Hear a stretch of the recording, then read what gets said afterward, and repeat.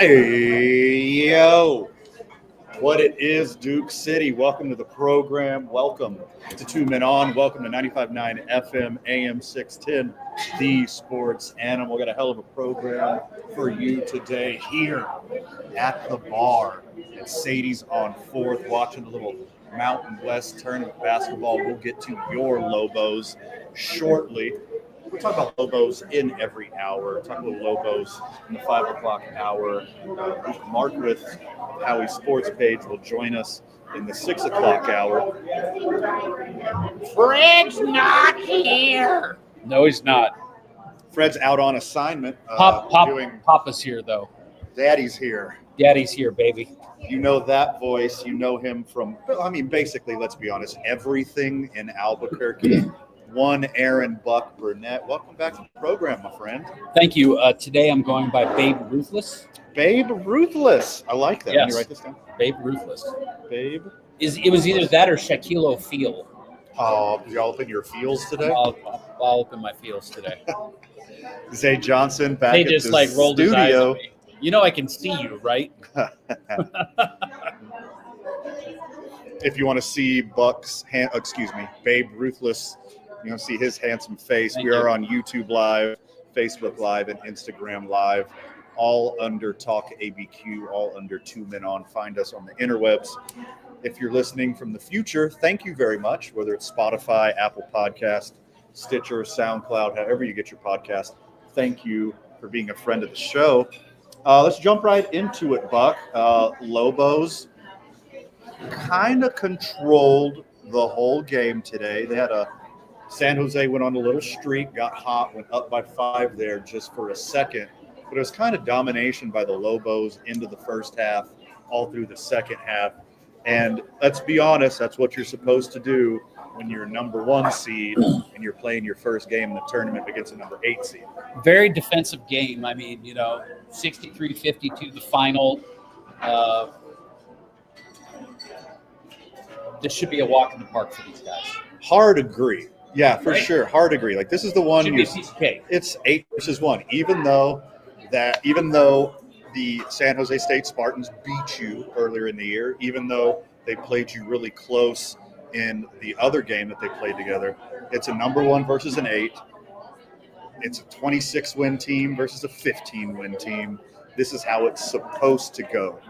Donovan Dent, 8 of 14 field goal, made both of his 3-pointers, 7 of 12 from the charity stripe, 5 dimes, 2 rebounds, 25 points total. If we get this Donovan Dent all tournament, we get this Donovan Dent in the NCAA tournament, good things are going to happen to the Lobos, Buck. Yeah, you thinking? I do. I really do. I think they'll breeze through the Mountain West Conference tournament, and it all depends on seeding.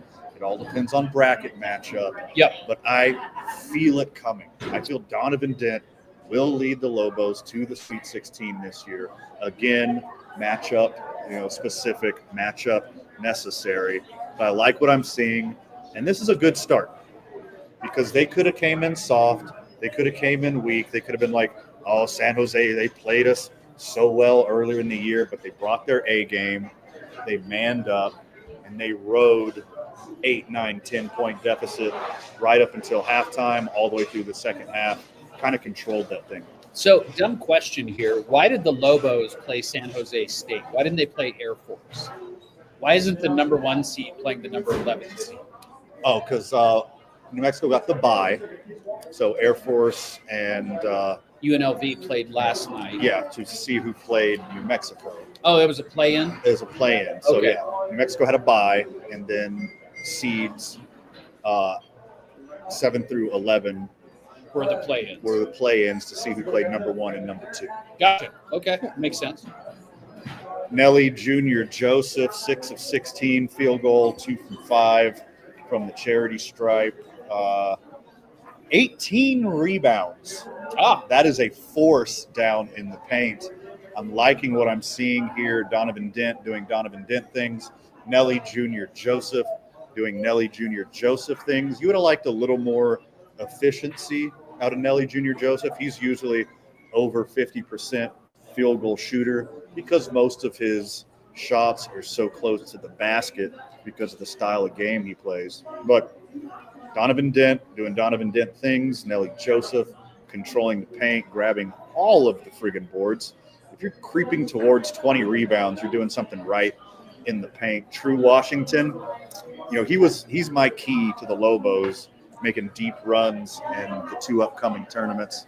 Didn't shoot that great once again, 5 of 12 from the field, 1 of 4 from 3-point. But again, he does so much more for the team, playing great defense on the other end on the wing. It's good to see Mustafa Amzil back. Didn't have the most efficient night either. 0 for 6 from 3. Oh, He got some cobwebs to knock off, Buck. yep. Zay, did you catch any of this game while you were producing KKOB? Right.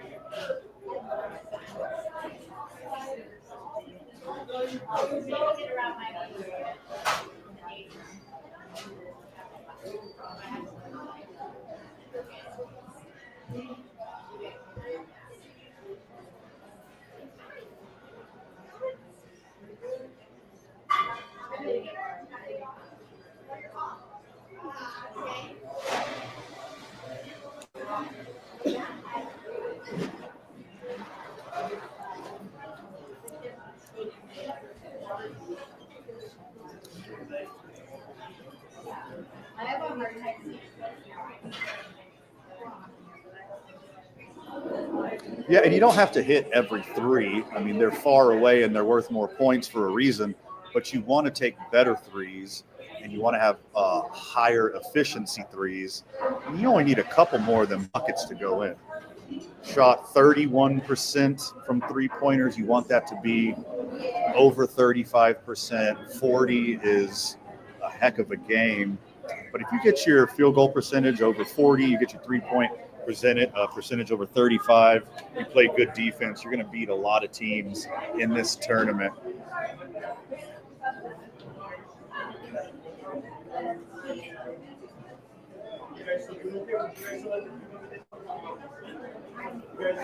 Yeah. I can come back. Yeah. Okay, no worries, no rush. We're right back. No worries, we're right back. No worries, no rush. We're right back.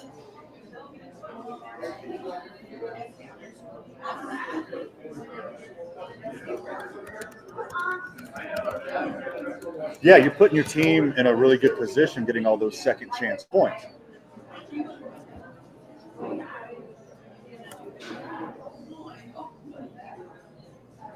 I believe it's the game that's on right now. They're going to play the winner of Boise State and San Diego State, I believe. Who we're playing right now. Yeah, I believe that's the next game for them.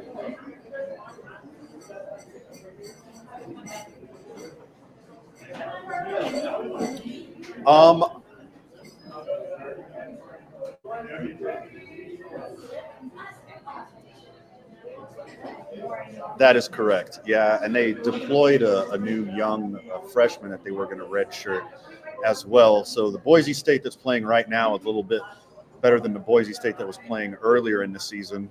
But I would really rather play Boise State, even though they got that elite shooter on there. He's a great scorer. San Diego State is tall and long and can play good defense. And they've been such a staple in the Mountain West for so long. I think it'd be better to avoid a team like that than it would be to roll the dice on a good shooter at Boise State. Yeah.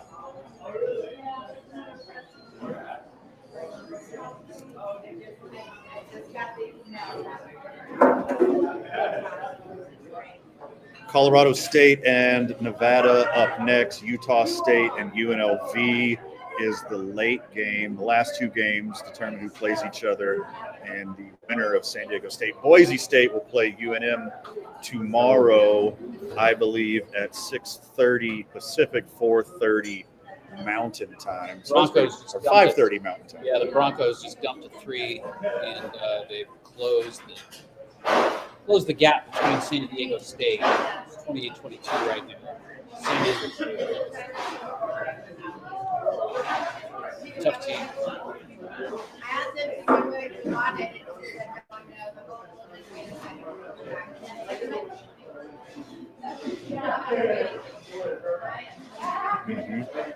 the road. Yeah.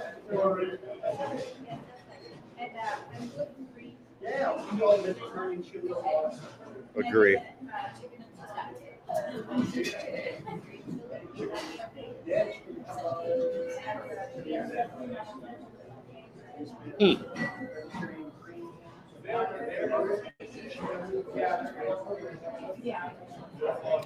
We'll give you updates of Boise State and San Diego State as the game progresses, as the day progresses, as well as scores from the Mountain West tournament as they keep going. But back to the Lobos, unfortunately, I was only listening on the radio. Didn't get to see the crowd, but I could hear the crowd on the radio. Rob Portnoy, one of the best to do it, called another great game. I didn't get to see the cherry and silver in the crowd, but the presence was felt while I was listening. There's always a big representation at the tournament from New Mexico, always. Without fail, that's one thing you'll always get is representation from Lobos fans. The Pit West is what they call it, and if what I heard on the radio was any indication, they were in full force there, waving Zia flags and supporting their Throwing green boys. chilies at the opponents. Donovan Dent, 25 points. Nelly Jr. Joseph, 14. True Washington with 11. Mustafa Amzil with 6. These are your big four throughout the tournament. CJ Nolan's going to come off the bench, do some work. AAA might get some minutes. Milicevic might get some minutes, but you're going to ride these big four and have CJ Nolan give some breathers to these guys. This is who they're running with for the rest of the tournament. This is who they're going to run with in the NCAA tournament, barring any other injury. What I like to see Mustafa, how athletic he was coming off that injury. You talking about the guy from The Lion King? Yes, I am. Yes, I am. Thank you. It's good to see how athletic he was and how light on his feet he was. It looks like he's back to health, or as close to back to health as he can possibly be.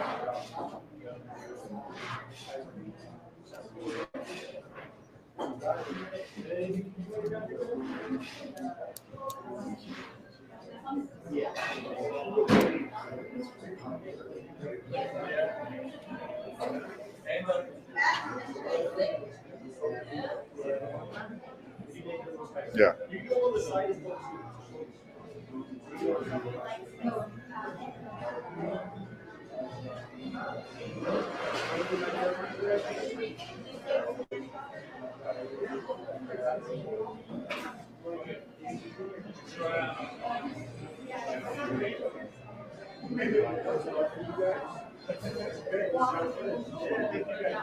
Hard agree. If you don't count Donovan Dent's 2 3-pointers, you don't count CJ Nolan's 2 3-pointers. Both of those were on 2 attempts, both 2 for 2.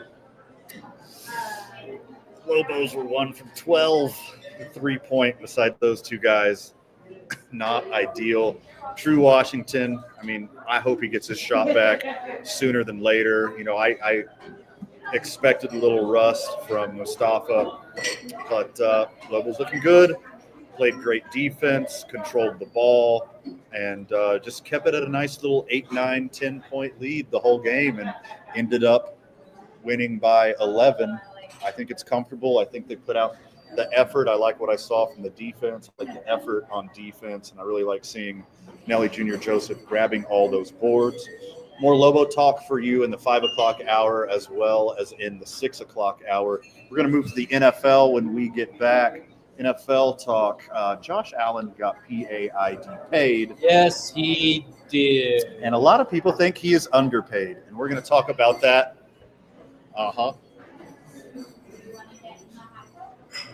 No, I haven't. What happened? We'll talk about it when we get back. We'll talk about it after the break. You're listening to 2 Men On, 95.9 FM, AM 610, the Sports Animal.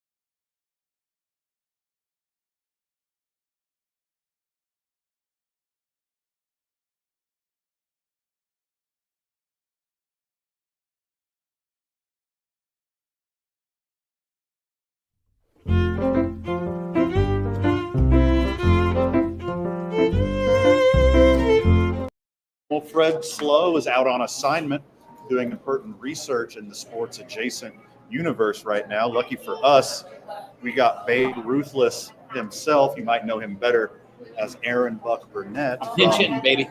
Duke City Championship Wrestling and Smokin' Joe's Coffee Shop and the Founders Speakeasy and real estate and on billboards and July on the fireman's calendar. Yes. Yes, I was. That is the month of my birth. Third gunman on the grassy knoll. I can't believe you saw that. What's going on at Smokin' Joe's? I love that place. I love your coffee. Smokin' Joe's is in fuego right now. We have finally, thank you very much. We have finally turned a corner, Okay. business-wise. You know, whenever you start a new business, that first 6 months is always, you kind of white knuckle it and see how you're going to do. We had a couple of roadblocks, a couple little hiccups. We had a contractor that decided to take off a bunch of money, so financially we weren't in the best position, but we've turned that corner, and people are really, really starting to feel what we're doing down at Smokin' Joe's Coffee in Kansas. Well, I agree. I love that place. You guys provide a fantastic service. You do it with a smile. You're about as nice and personable and knowledgeable as one can get. Obviously, the cannabis industry we're talking about. I'm kind of out of the loop on all the new hot, cool stuff. I'm very old school. Yeah. Just a little bit of flour every once in a while, a little bit of edibles every once in a while. We got these new edibles. There's 30 different ways to consume now. Yeah. It's wild. So we just got these new edibles in called Joy Bombs, and they're basically like Skittles. Okay. And each one of them is 2.5 milligrams of THC. So you can really kind of, pick your poison and figure out, how you want to medicate yourself. But we have those. We have, obviously, we have infusions that we sell with coffee. We have honey sticks, infused honey sticks. We have odorless, tasteless powder. We even have breath spray. It's so wild to me. It's so crazy. We have breath spray. Right. Every single product you have has the ability to be infused with cannabis or THC or CBA, CBD, Boys to Men, ABC, BBD, the East Coast family. Right. Like anything now can have it in it. It's crazy, like the thoughts on cannabis, the attitudes on cannabis compared to when I was growing up. Like it was so demonized, and only the hoodlums, only the losers would ever participate in that. And now it's just open and out in the public. You can see like, oh wait, everybody's always done this. Dude, we had the first week, I think we were open for, I think it was our second or third day. We had a Bernalillo County commissioner come in. And as soon as she came in, she started telling us she was a Bernalillo County commissioner. And she proceeded to buy like $350 worth of weed. Awesome. Yes. So she puts the burn in Bernalillo She County. puts the burn in Bernalillo County. That's right, baby. Josh Allen got paid, and a lot of people, including myself, think that he's underpaid. Okay, how can you possibly think that he is underpaid when he is like the Tony Romo of the AFC North or East or wherever he's part of? It's true. Shots Because- fired. Listen, close the deal, right? Yeah. You gotta don't Marino us. You're gonna get there. Well, there's a problem, Buck. What's the problem? There's a person and a team standing in his way every single year who makes it back every single year, and it's your Kansas City Chiefs.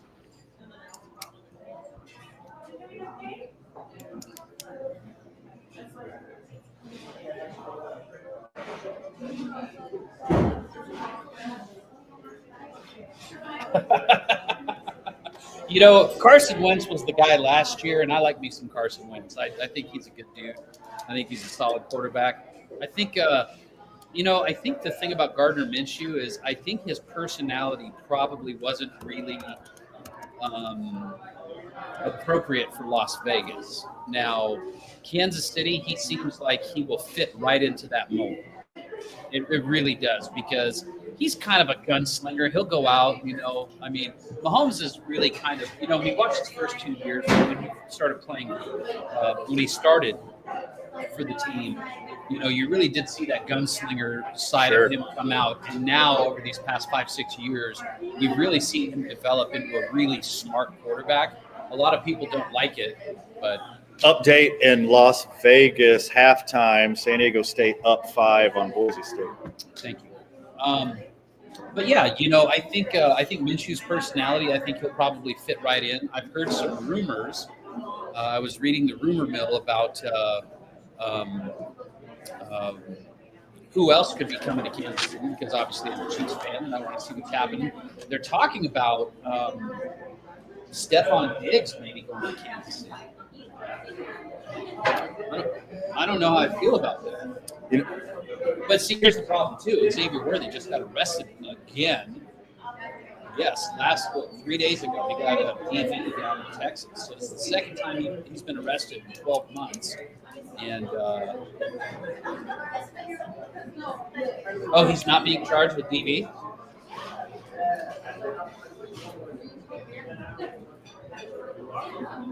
Okay, good. So the story I understand, and every day it's just going to get crazier. He wanted to break up with his girlfriend, the person who was allegedly injured in that apparently false domestic violence incident. He wanted to break up with her and kick her out of the house. She wouldn't leave the house. And then he started to forcibly remove her from his own home. And she was like clawing at him and scratching him. And he called the cops on her. And when the cops were there to remove her, she accused him of domestic violence in that moment. That's the newest development from this thing. Hell hath no fury. Woman scorned, baby. Yeah. I mean, allegedly also, and it's just going to snowball more and more facts come out about this. Apparently, Xavier Worthy hired a private detective to follow her around and caught her cheating. So when she got busted for cheating, like, oh, God, baby, I'm sorry, I made a mistake, tried to warm back up to him. He disagreed, kicked her out of the house. She goes bonkers. He calls the cops. She blames him for something that didn't happen. Video evidence and eyewitness evidence says that none of that happened, and here we are. It all makes sense now. It all makes sense. First off, I am a son, a brother, and a father to 3 amazing women. You should believe women's accusations, but also please immediately provide proof. Yes. Because these situations are happening way too often. Yes. Especially with rich athletes and musicians, and hopefully not me. We don't have enough money to be Me Too. No. You get blood from a stone, baby. Or we would have been effed years ago. Sure, so bad. Yeah, absolutely. Things were different then, Buck. Yes, they were. I mean, not put your hands on a woman different, but No. quite different. So Josh Allen, 6 years, $330 million, $250 million guaranteed. That puts him tied for second place in the NFL with, give me 1 second here. Trevor Lawrence is one of them. Apologies, my list. Joe Burrow, Trevor Lawrence, Jordan Love, and right behind them is Tua. So Jordan Love, $55 million a year. Trevor Lawrence, $55 million a year. Joe Burrow, $55 million a year. Josh Allen, $55 million a year. 4 stud quarterbacks getting paid. Only one person makes more than them, Zay. Do you know who that is? It's your boy. It's your boy, Dak Prescott. So to me, it's criminal that Josh Allen didn't get paid more than Dak Prescott. He didn't get paid more than Trevor Lawrence. Didn't get paid more than my guy, Jordan Love. Joe Burrow, I understand. Josh Allen and Joe Burrow being in that echelon makes sense to me. Apparently, Josh Allen said, like, what's $5 more million? Like, what's setting a record going to do? How is $5 more million a year going to help me? He's like, I got a house, I got a car, I got a family. I'm set for life. This doesn't bother me at all. So if you're taking that attitude, Buck, if you're like, $5 million doesn't matter to me, like, I don't need to set the record, I don't need to reset the market.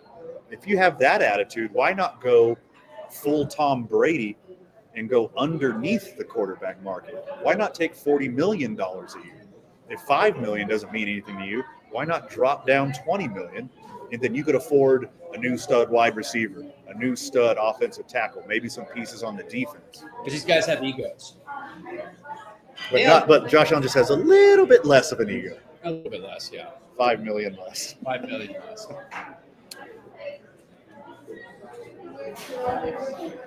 With guaranteed money.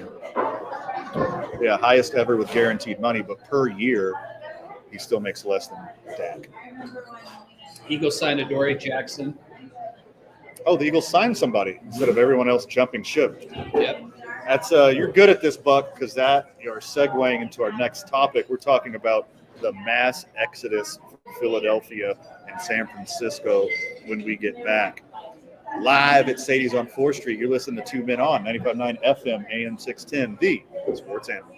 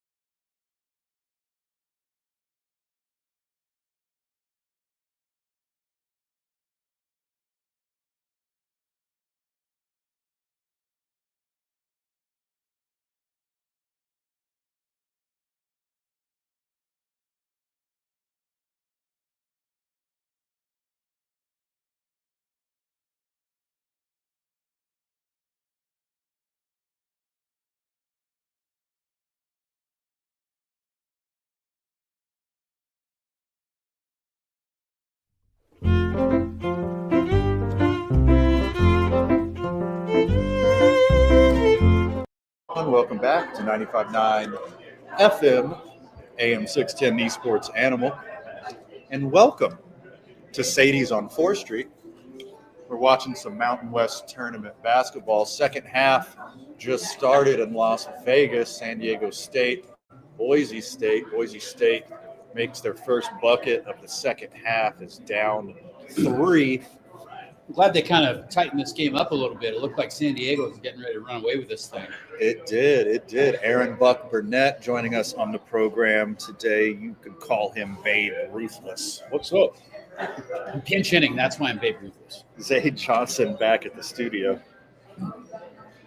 Eagles have a mass exodus on their hands. Who's left the Eagles? I know one of the best defenses Darius in Slay, recent football is everyone's leaving. So yeah, Darius Slay, he's gone. Through trade, Garner Johnson through trade. Josh Sweat walked in free agency. Milton Williams walked in free agency. Kenneth Gainwell, he's gone. James Bradbury, he gone. Isaiah Rodgers, he gone. Whom is left for the Eagles defense? Well, as long as they have their running back, that's all that matters. But that's a very good They lock point. Saquon Barkley down. You would figure, and they didn't even need to pay Saquon yet. His contract wasn't up. I know. They just gave him Crazy. just gave him a what I consider to be a Super Bowl bonus. I mean, that's what it seemed to me.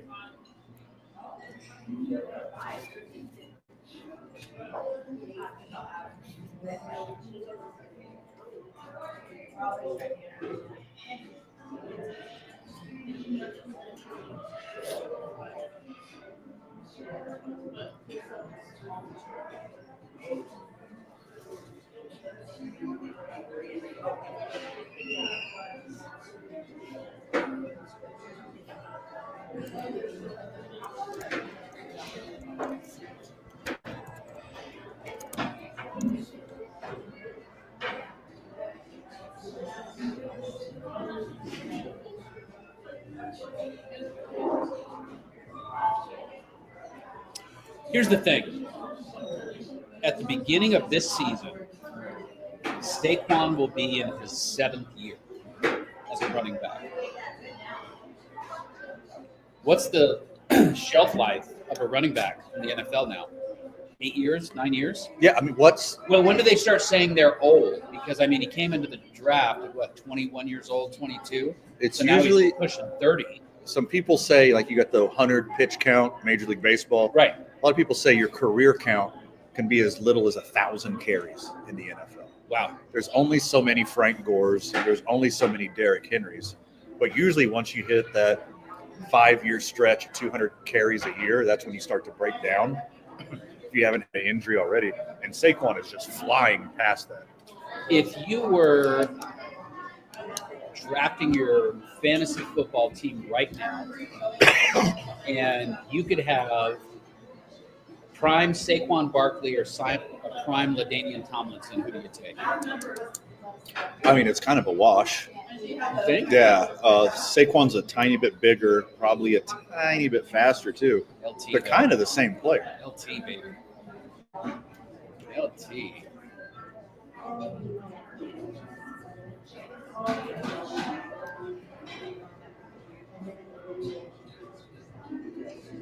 Yeah.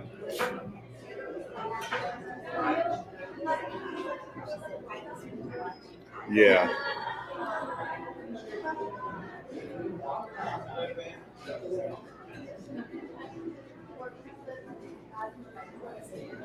You know what the beauty of that was? You had LT playing at the same time that Priest Holmes was playing. Yeah. It's like you had those two guys in the backfield, and it was just magic. And keep in mind, Saquon's career, the bulk of it, was on the Giants. I know. And they were like accidentally good one year. Then they were garbage every other year. Terrible front line, probably took a lot of thumps, not really. I don't know. I wonder about. I knew that he was going to do well with the Eagles when they drafted him, or not when they drafted him, when they traded for him. I knew he was going to do well. I knew that he could be an elite running back. But I just wonder what the mileage was like what kind of mileage his body has taken, all that time with the Giants. Yeah. And I think not only is that the payment, like, hey, congratulations, you led us to a Super Bowl. Here's a little retroactive payment. Here's a little thank you from the team and the organization. This is also saying these next 2 seasons, we are going to ride you to the wheels fall. We are going to horsewhip you. This money means we are going to run you through the ringer. You are going to carry the ball 35 times a game. You're going to set records. He's going to set every carry record the next 2 seasons. And if he stays healthy, he'll probably break every yardage record too. Because what this money tells me is like, hey, Saquon, we did not need to do this. Wasn't he a little fragile when he first started with the Giants, though? Wasn't he like a little bit injury prone? Yeah, I mean, all those heavy hits he took being on the Giants. I think it's a little different for him now. Yeah, he's not struggling. He's not in the NFL when you're playing from behind. Obviously, you're going to pass. You're not running the ball. Pass. The Giants will be playing from behind and still trying to run Saquon. That's how much they believe in him. That's not a recipe for success, dude. It's awful. But Saquon, they're going to ride him till the wheels fall off. I hope he stays healthy for the next 2 years because he is going to be an absolute monster the way they're going to use him.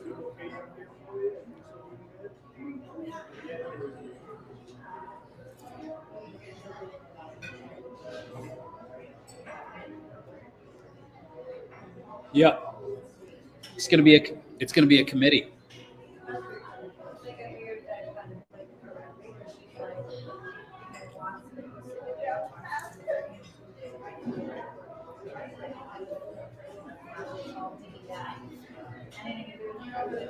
Yeah, for sure. I mean, it's super. Makes a lot of sense. The running backs this year are super. They're top heavy.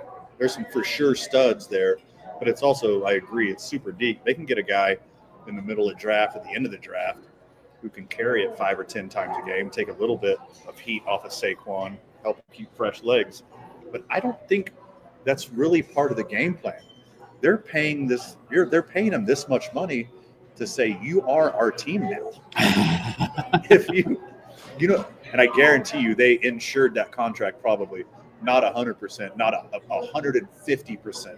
Yeah. If he goes down with injury and he can't fulfill his contract, the Eagles are going to get all that money back because you can't invest in a running back with this many miles on him. He's a stud. He's a freak of nature. There's not a lot of people like him on the planet. I'll give him credit for that. But you don't feed somebody the ball that many times unless you're going to get a little backup on your money. You know what I'm saying? Maybe he's a Lexus. Who knows? It's got high mileage, but it's okay. He's a Lexus. Are you a 90s Civic? Now, if he's a 2000s Nissan, you got problems. You got big problems. Big problems. 2010s Kia. Let's hope not. More NFL talk when we get back. The boys are live at Sadie's on 4th Street. Almost quitting time for you. First margarita is on Buck. Get down here. Sadie's on 4th. More sports talk when we get back. 2 Men On. 95.9 FM, AM 610. The Sports Anthem.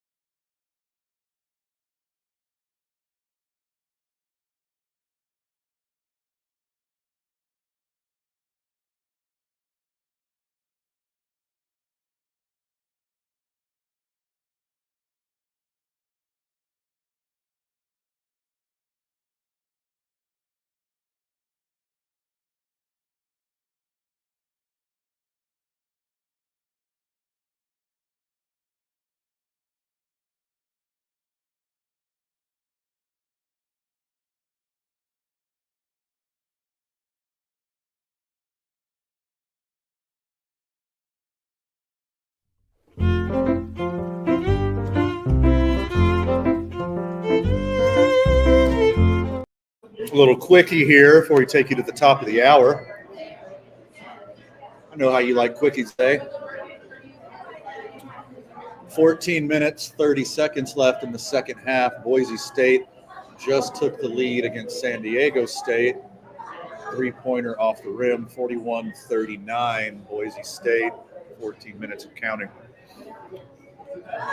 Do you think Daniel Jones has a chance to uproot Anthony Richardson as the quarterback of the Indianapolis Colts?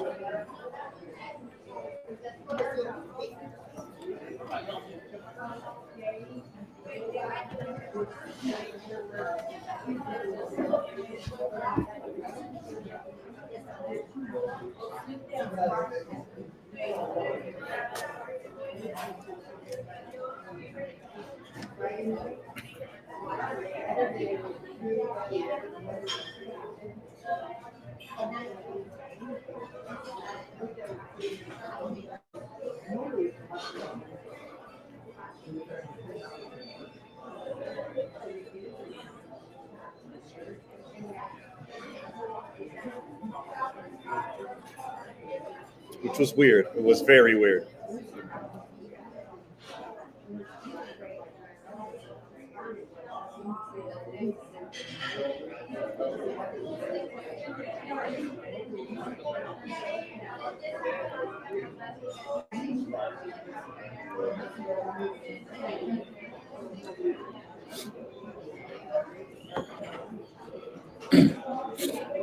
I think they. No, go ahead, Buck. Sorry, I think Anthony Richardson, I think we've just seen the beginning of what he's going to do right now. I really do. I think Anthony Richardson has the physical talent and the chops to end up being, like another Lamar Jackson. The way he can move around in the outside of the pocket. I mean, he's not as fast as Lamar, but I mean, he's right behind him. He's a very, close very mobile quarterback.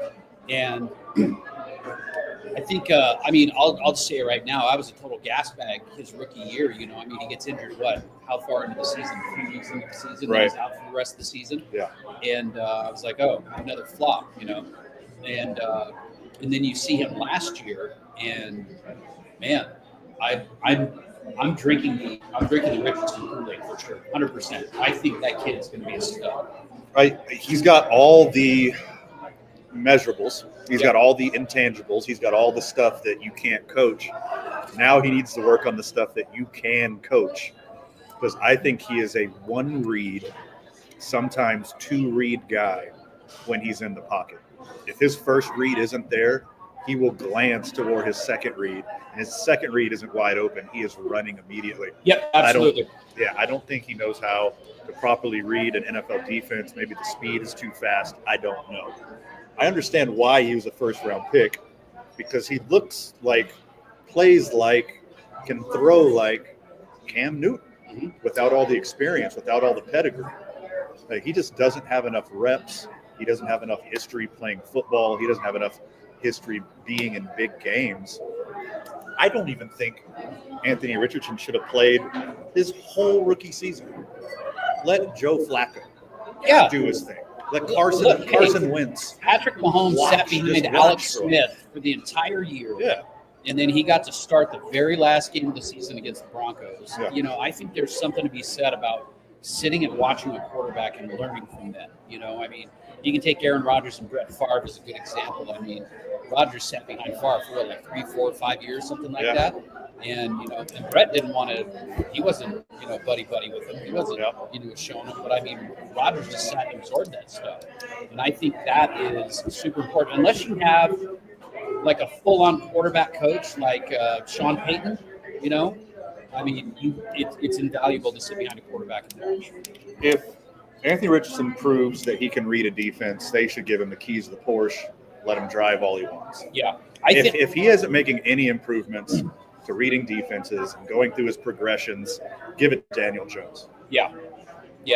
I think the two people to watch this year, young quarterbacks, Bo Nix, Anthony Richardson, those two guys. Little NBA talk when we get back. It is foolish that you think this person should be the MVP of the National Basketball Association. And we'll tell you who when we get back. You're listening to 2 Men On, 95.9 FM, AM 610, the Sports Animal.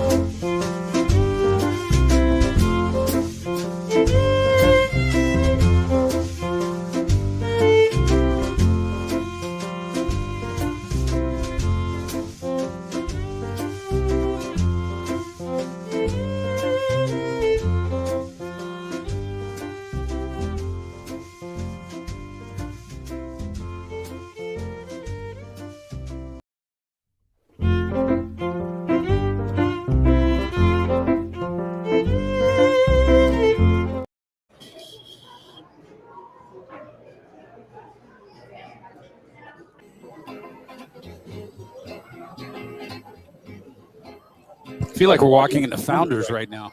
That's, yeah, a little Flappers music there. put your suit on. Let's go to Founders.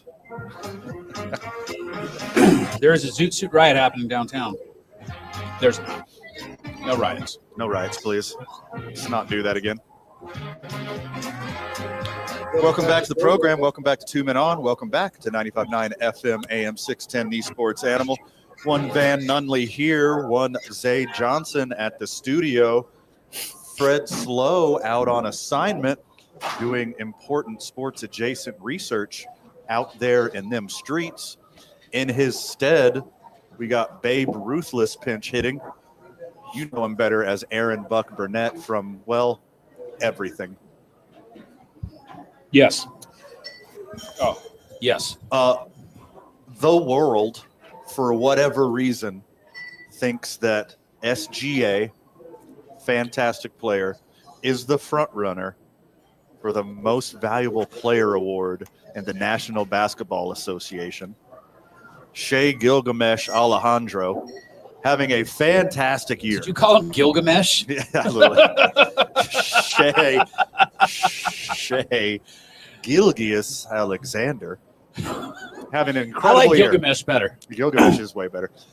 Having an incredible year, shooting over 50%, doing everything for his team, leading his team, the best team in the NBA. And the only reason people are having this conversation that Shea Gilgamesh Alejandro should be the most valuable player is because news writers, news reporters are sick of giving it to Nikola Jokic. So you're saying Jokic is like the Patrick Mahomes of the NBA? He is. He is the 90s Jordan. He is the thousands LeBron.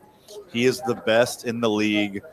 Every year he plays a full season. He is night and day better than SGA. I get it. You're sick of giving him this award. You got sick of giving the LeBron the award. You got sick of giving Jordan the award. Like, Barkley shouldn't have had one that year. John Stockton shouldn't have had one that year. Steve Nash shouldn't have had one over LeBron. Russell Westbrook, his first triple-double season, yes. All the other ones, not so much. Michael Jordan should have got the MVP every year he played a full season. LeBron James should have got the MVP almost every year he played a full season. And now Nikola Jokic, the best player on the planet, who is putting up numbers better than his MVP seasons, should be considered the best player on the planet. Zay? So Shea Gilgeous Alexander recorded his 40th 30-point game this season. He became the sixth player in NBA history to record 30 points in 40-plus games in 3 consecutive seasons. So this guy right now in the season's got plenty of time left. I saw the other day he had scored 40 in about 3 straight games. The Thunder have a better record than the Nuggets. I do think the Nuggets just got the edge over them when they played recently. But I feel like based on this season so far, I think SGA's got to be the MVP for him. And also, I'm a little biased towards him. Now, he draws too many fouls. He's one of those guys. Yeah. I saw a clip the other day. He jumped sideways into a defender in order to draw a foul. And I'm not a fan of that. But he's one of those guys where he kind of brings back the mid-range shot. Like, he brings back getting to your spots, taking their smart shots. He's like a scoring assassin right now. But Jokic does do more. So it's a hard argument. I think it's an easy argument. Like, if you look at PER, if you look at WAR, if you look at VORP, these acronyms that no one except for sports dorks know, Jokic is mopping the floor with them.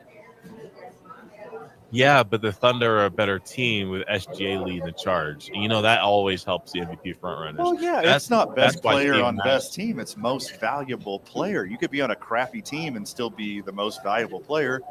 Yeah, Jokic is getting 8 more rebounds per game. He is getting 4.5 more assists per game. Same amount of steals, same amount of blocks, better field goal percentage, better 3-point percentage. The only thing that's higher on SGA is points per game and free throw percentage. Jokic has them in every other category. So how much higher is SGA in points? 3.5 points higher. But the 4.5 assists are worth at least 9 points, and he's only scoring 3 more points. Jokic's getting 8 more boards. It's taking the ball back so he can go back on offense. It's unfair how good Jokic is playing. here's what we also have to do, though. Jokic does say that right now he thinks he's playing the best basketball of his life. He said that himself. But the Thunder have been smoking teams. So SGA sat a lot of fourth quarters. Like when he's got these games or he goes in these scoring barrages, these games are over. So he's like sitting out. I want to see, if you're not beating me to it, I want to see maybe the minutes played.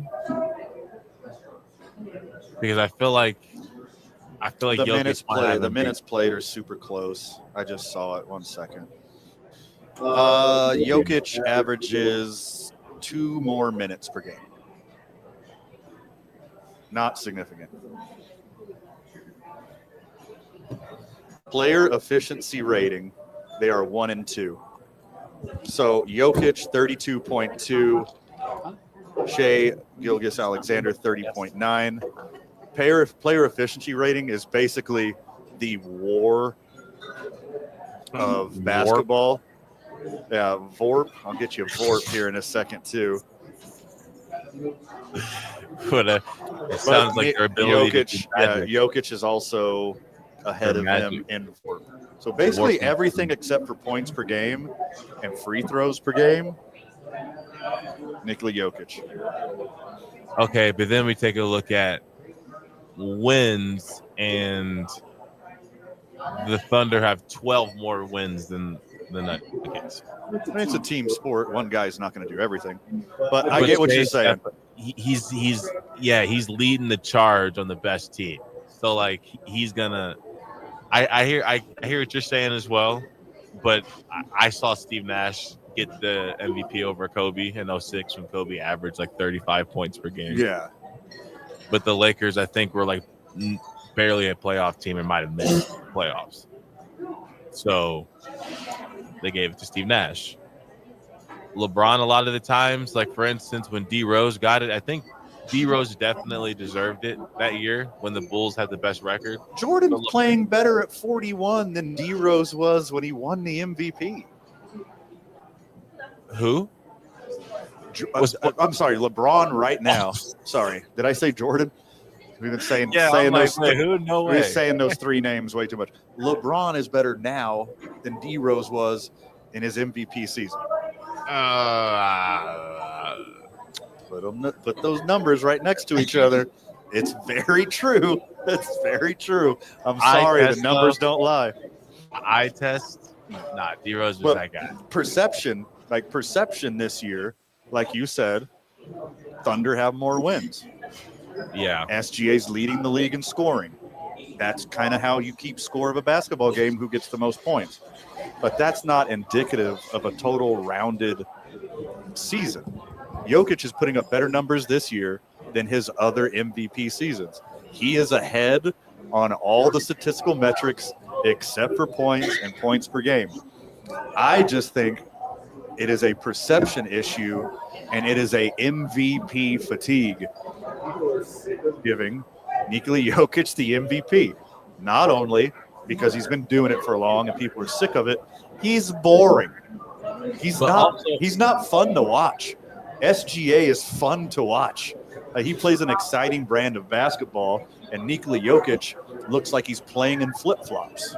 But also, unironically, when Jokic is winning those MVPs, I think the Nuggets have the best record.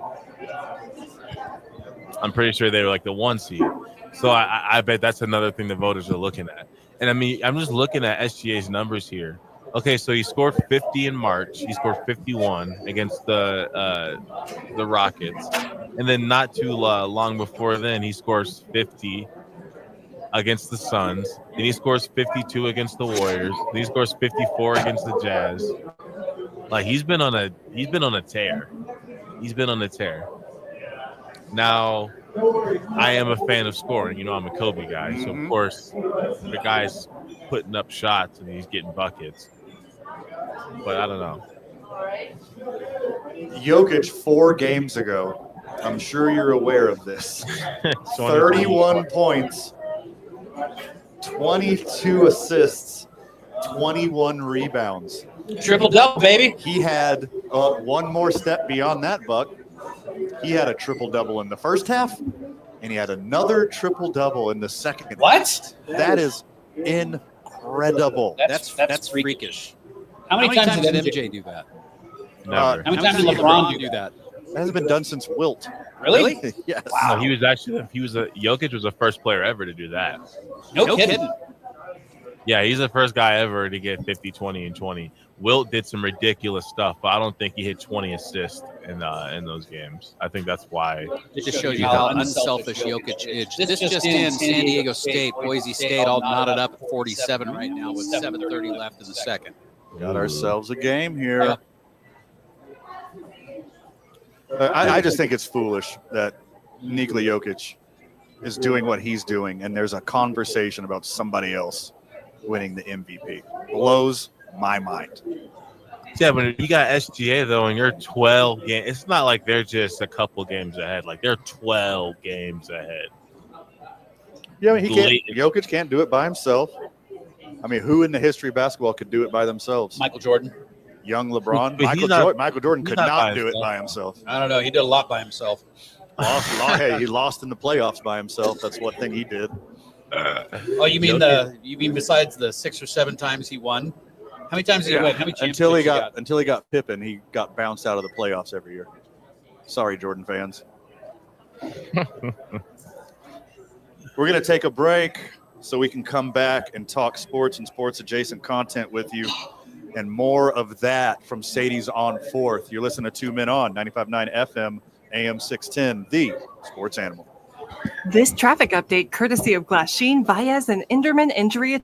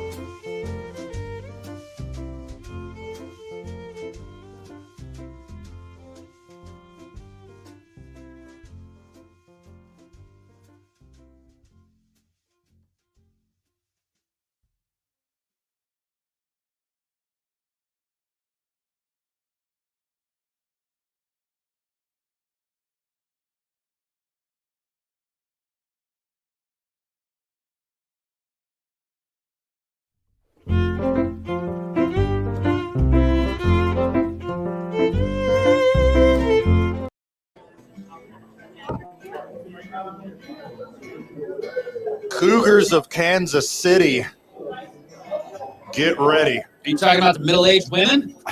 Gardner Minshew is on his way to The town. mustache. Welcome back to 2 Men On. Welcome back to Sadie's on 4th Street. Welcome back to 95.9 FM, AM 610, the Sports Animal. You should make that Instagram page and that Facebook page right now and X page and just claim it. Cougars of KC. Cougars of KC? Yeah, just start it. Zay, go on GoDaddy and buy Cougars of KC real quick. Yep. Thank you, Zay. Because I guarantee you, not just exclusive to Cougars, all the single ladies in Kansas City are going to be shooting their shot with mullet wearing. Zay, this is your job. What do you say?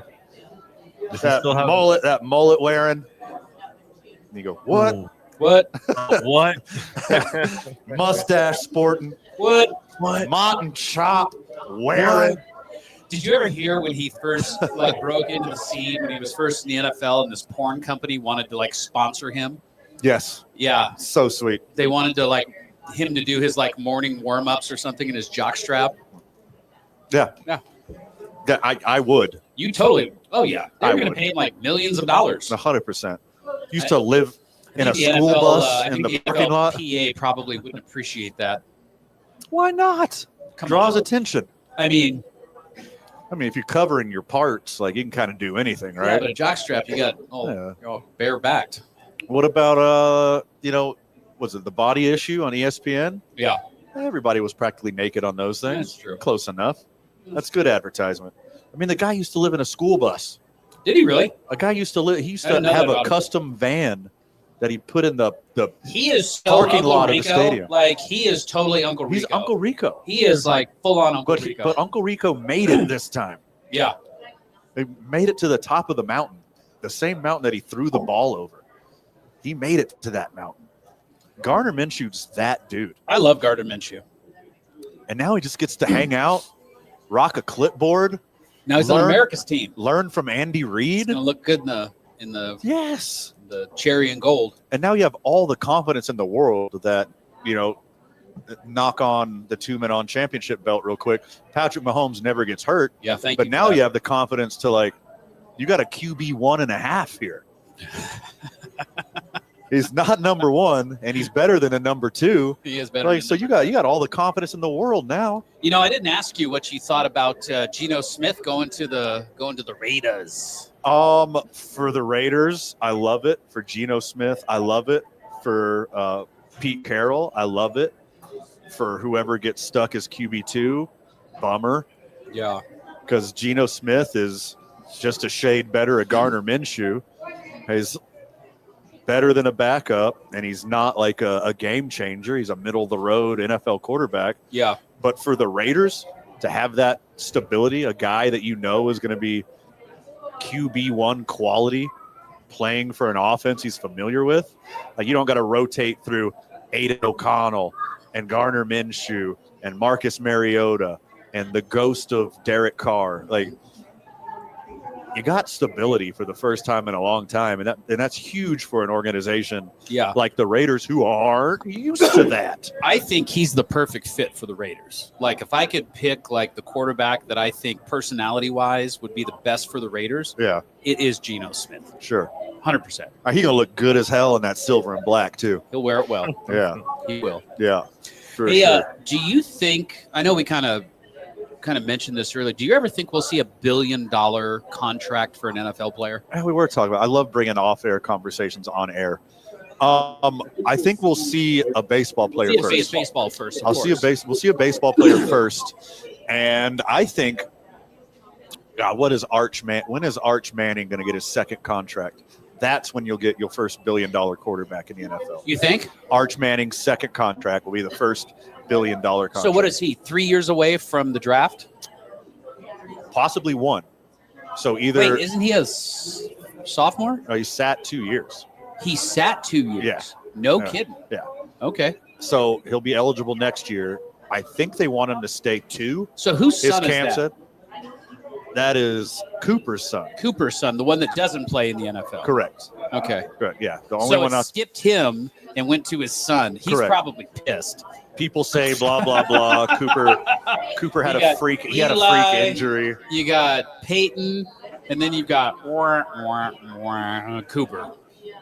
The good Lord did not bless him with football traits, and then they gave it to his son. Well, he had like a weird freak injury when he's young. Did he? And like couldn't like continue. So he just decided not to keep rehabbing. Okay. Yeah. So he's like a good athlete too. Yeah. Like it's good stock. Yeah. Mannings. And they got all the money in the world to make sure that that good genetic code gets the support it needs. But yeah, I think that Arch's second NFL contract will be the first $1 billion contract. Okay. If he's as good as advertised, if he's good as I've seen the tape, he's got the last name, he's going to make all the money, he's going to get all the commercials. He seems to already have a personality too. So he's like all the things that equal big money in the NFL. I got to tell you, this is one of my favorite times of the year for the NFL. I mean, I love the regular season. I love watching football. But I really, really love watching free agency. Same. Free agency just started on Monday. I like going through the free agency, and I like looking at who's going where and what kind of money they have to spend. And then we get to look at the draft. We get to watch the combine. We get to see the draft. And after that, we're just a few months away. Sure. Yeah, I mean, this is the time of the year. Like, I love front office stuff in all sports. Yeah. Especially baseball, because I'm a baseball guy. I know you lean way more NFL. But the front office stuff, it's so interesting the way it plays out, how they manipulate the salary cap, the how the sausage is made, like what front offices will negotiate with each other, which ones won't. Like, I find it wildly interesting. Yeah. But not only that, this is the time for like sports fans, like hardcore sports fans. You got that little extra dose of hopium, that little sprinkle of hopium. No matter how bad your team was last year, maybe this free agent acquisition turns out to be the best moment in your franchise's history. Maybe this next draft pick turns out to be a Tom Brady level steal. Like, this time of the year is where you can convince yourself that your team is going to win a championship, or this is the year your team turns it around. Yeah. Until they start playing each other and you realize your team is still garbage. There is no hope. You're going to be a sad fan, and it's just only getting worse from there. Yeah. This time of the year, hey, man, there's a chance. It's all rainbows and unicorns right now, baby. Saying there's a chance. Rainbows and unicorns, Zay. You hear me? Uh-huh. You look like you're just like not having fun right now, Zay. I'm having a great time. I'm sitting here like watching you on this other screen, and you just look like, Well, because we're talking about hopium, and no one gets higher. No one gets higher than Cowboys fans. Cowboys yeah, fans, dude. exactly. That's right. Yeah, I'm sitting here. I'm trying to look and see if we've actually done anything, and then another day we haven't. I mean, who's left? Amari Cooper? Well, there's a lot of Cooper receivers. Kupp? Is Cooper going back to Dallas? It's potentially. Oh. Potentially. I would personally doubt it. I would doubt it. Oh, I want them to get Cooper Kupp. I agree. Cooper He'd be a Kupp's perfect super fit. fragile. I love Cooper Kupp. I think Cooper Kupp's a phenomenal receiver. If I had to pick between him and Amari Cooper is way tougher, doesn't get injured as much. I would go Amari Cooper all day long. Yeah, we'll see if there's any bad blood, though. I think Cooper takes things to heart. I don't know if he likes the way Dallas got rid of him. Probably not. I mean, if he came back, he would make them pay. And, knowing Jerry Jones, he would pay it just to prove a point. Allegedly, Cooper Kupp has interest from at least 5 teams. Offers are already on the table. Expects to make a decision quickly. So did he get possibly cut, or on is this he show? a free agent? Yeah, they didn't want to pay him the bonus. They didn't want to pay him the roster bonus. So they pick up Devontae Adams instead, another aging receiver that goes to the Rams. They're going to let Kupp go. Kupp is a little bit fragile. Yeah. I think Adams is probably better. Oh, yeah. That's a better play for sure. For sure. Puka down one side and Adams down another. Come on now. With Kyron Williams in the back. Yeah. Oh, dangerous. Oh, my goodness. You don't even need Devontae Adams to be prime Devontae Adams. Yeah. You just need him to take pressure off of Puka Nacua. That's right. This just in Las Vegas, number 5, Boise State leading San Diego State 58-51 with 3:15 left on the clock. It's a game of streaks, and Boise State is on one. I mean, San Diego State's got to do something in the next minute and a half to close this gap because once you hit, my Lord, that was some defense right there. Wait, what? San Diego State just drove the basket and then got rejected, like dirty rejected. Yeah, he was acting like he wasn't going to be contested on that shot. Yeah, he got smoked. And then he was. Very much. Almost into the crowd. Boise State needs to just kind of like work this clock for a minute. We still got 10 seconds on the shot clock.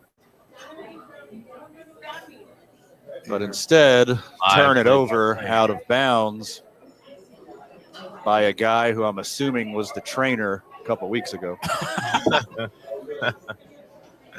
That was a beautiful block.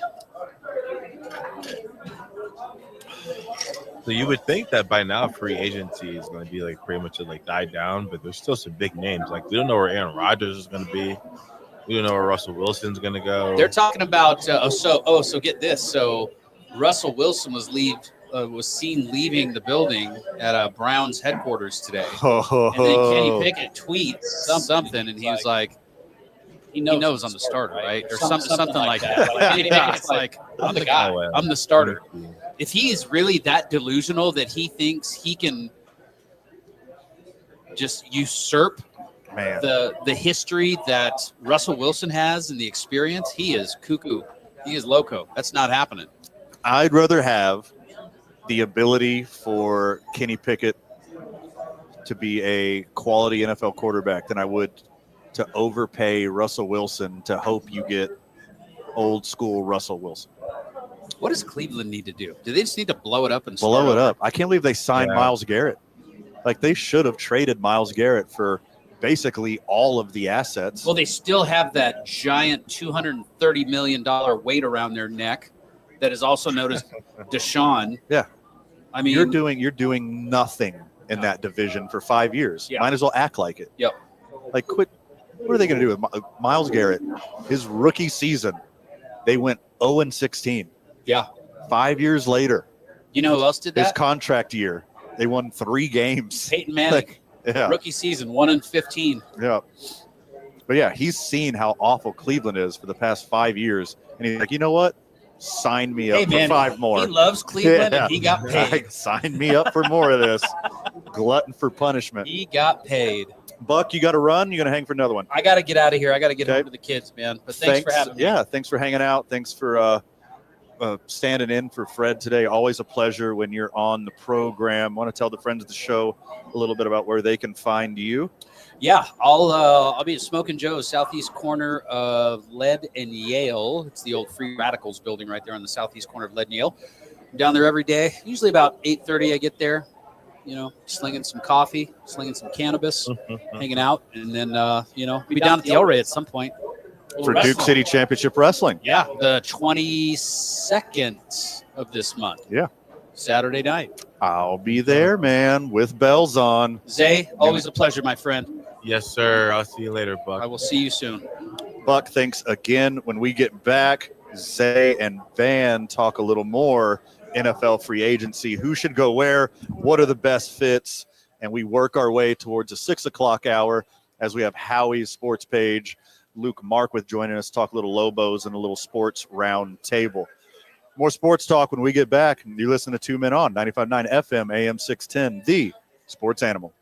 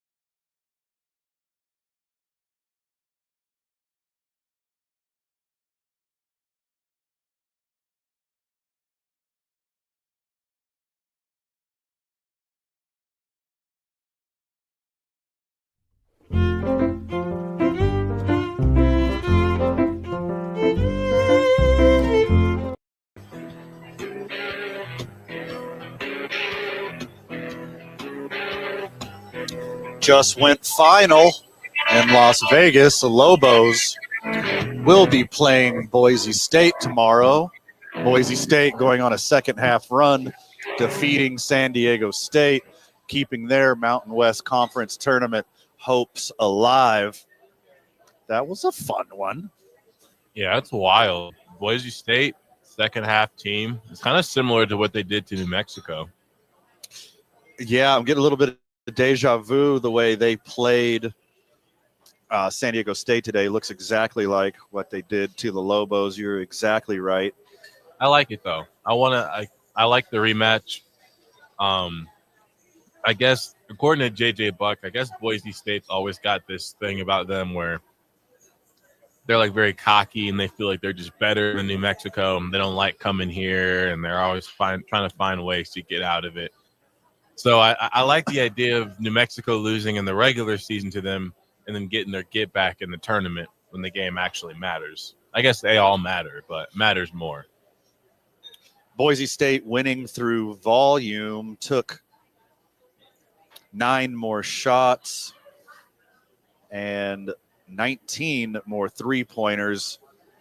Rebounding was key for the Boise State Broncos, out-rebounded San Diego State by 12. All those second-chance points, even though they didn't shoot as well as they would have liked to, earn them a victory and keeps their hopes alive as they play the UNM Lobos tomorrow.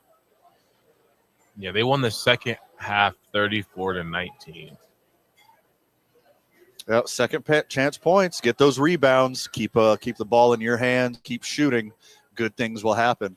You know, I thought that San Diego State Aztecs would be the better rebounding team because of their height and length, but here we are talking about Boise State getting all the rebounds, getting second chance points, and they get to keep their season alive. And, well, let's be honest, get demolished by the Lobos tomorrow. I hope so. More Lobo talk in the 6 o'clock hour with Howie Sports page, Luke Markwith. I miss Luke. Oh, don't we all? I got to golf with him this morning. We'll talk a little bit about that. Yeah, I was saying, how do you do? But don't air him out yet.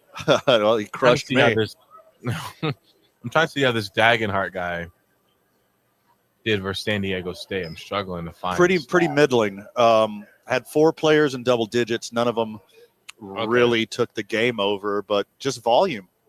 Had more shots, had more rebounds, more chances at 3. Wasn't the most efficient performance, but scored more points than your opponent. Yeah, that's what matters. The dispute between Fanatics and Marvin Harrison Jr. has been resolved. Fanatics spokesperson said parties are pleased to have resolved this matter and looking forward to a productive working relationship going forward. Anybody who wore a Marvin Harrison Jr. jersey last season got that thing from Alibaba. Anybody who wore a Marvin Harrison Jr. jersey last year got their jersey from DH Gate. Anybody who had a, air quotes, officially licensed Marvin Harrison Jr. anything last year came from the streets, came from the parking lot, came from the thrift store, came from the swap meet, because Marvin Harrison Jr. was in a legal battle against Fanatics to control his own name, imaging, and likeness in the NFL, just like he did in college. That's just so crazy. There's like so many random lawsuits you see going on. And Marvin Harrison Jr., you got to remember, I'm sure his dad's in his ear as well. So this is coming from someone who knows how the NFL works, and I'm sure he's advising him to go this route. So I'm sure he's got lawyers, but he's also got his dad in his corner. Speaking of lawyers, I'm seeing that.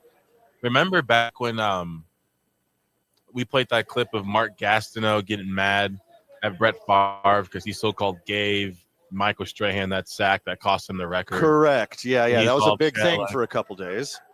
So he's suing ESPN for posting that video. So he's upset that video has been posted, and I guess he's saying that that's cost him money. It's cost him other things. So he's now trying to backfire and sue for that video being released. Yeah, I mean, he thought it was in private. I think that's what the part of it was, is he thought he was talking to Brett Favre man to man, and as you remember, like the dude was visibly upset, like he was crying. You could hear, his voice cracking, his voice whimpering. That moment was really hard on him, like telling another grown ass man that how much that moment affected you and affected your life and affected your quality of life and your potential future earnings. Like that is hard to tell another grown man your feelings. So that's why I feel like that's why you gotta look in the mirror. That means you shouldn't have been doing it. Like she shouldn't have went about it that way. I thought he was being soft, but lawsuits are heavy in the air right now. I mean, come on, this is United States of America. Lawsuits are always on the menu. They are always in the air, especially when you're dealing with Brett Favre, who always seems to be involved in a lawsuit one way or another. And it's pretty impressive. Like, I get it. I know how hard it was, to talk about your feelings in front of another man. We get it, dude. But for you to make Brett Favre look like a victim is impressive.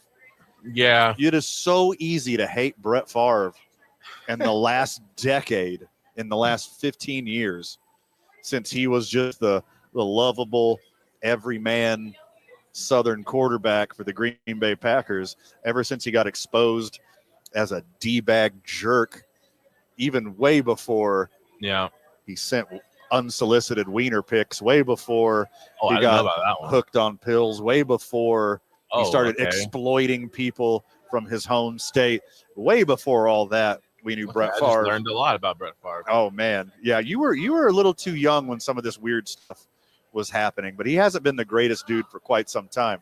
So with Brett Favre's history and reputation, if you make Brett Favre look like the good guy, it's pretty impressive that you completed that feat in that situation. Yeah, none other than Mark Gastineau, the sack master. Again, I mean, he's got a good point. He thought he thought he was having a private conversation, and he got aired all over every news source. But he's literally I'm pretty sure he's actually sat in front of a camera and has had like a full-on documentary about being upset about this. About that moment, but not like a face-to-face in front of the guy who, air quote, who you think wronged you. Also, $25 million, Mark Gastineau. You better settle out of court for like 50K right now. This isn't hurting you going to like card shows and signing autographs. Yeah. Like it's just going to make you more famous now. Yeah. If you're really, if he's worried that this is just going to highlight his whole career, then again, he's got to look in the mirror. Lawsuit, not a good look. So wild. We got to leave so we can come back, pay a couple bills, and more sports talk. A little more NFL talk when we get back. You're listening to 2 Men On, 95.9 FM, AM 610, the Sports Animal. This report.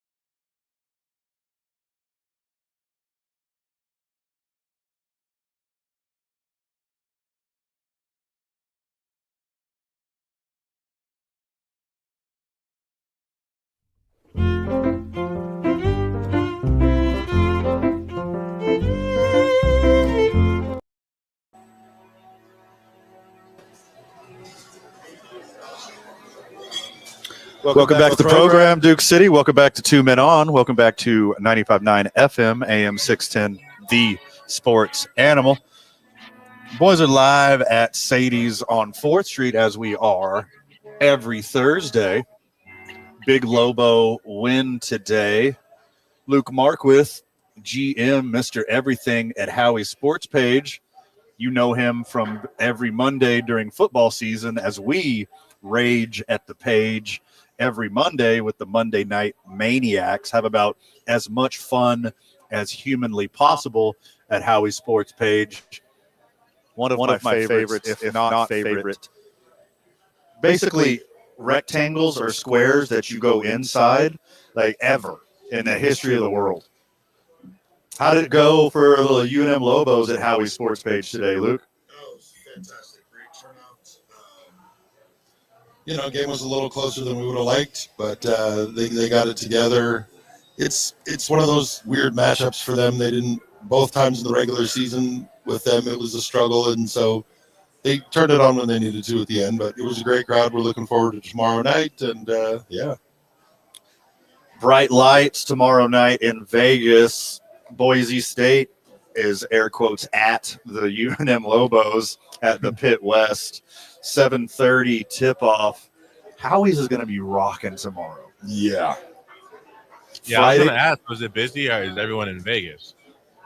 Everyone that wasn't in Vegas was at House. So, we had a full house of great Lobo fans. We have our regulars that come out for Lobo games, and then we have, just people that come out that just know that there's no better place to watch a Lobo game. We may only see them 5 or 6 times a year, but it's for Lobo games because they know when there's a big game, there's no better place to watch it. So we had a nice full house, great crowd. Everybody was chanting, and it was great.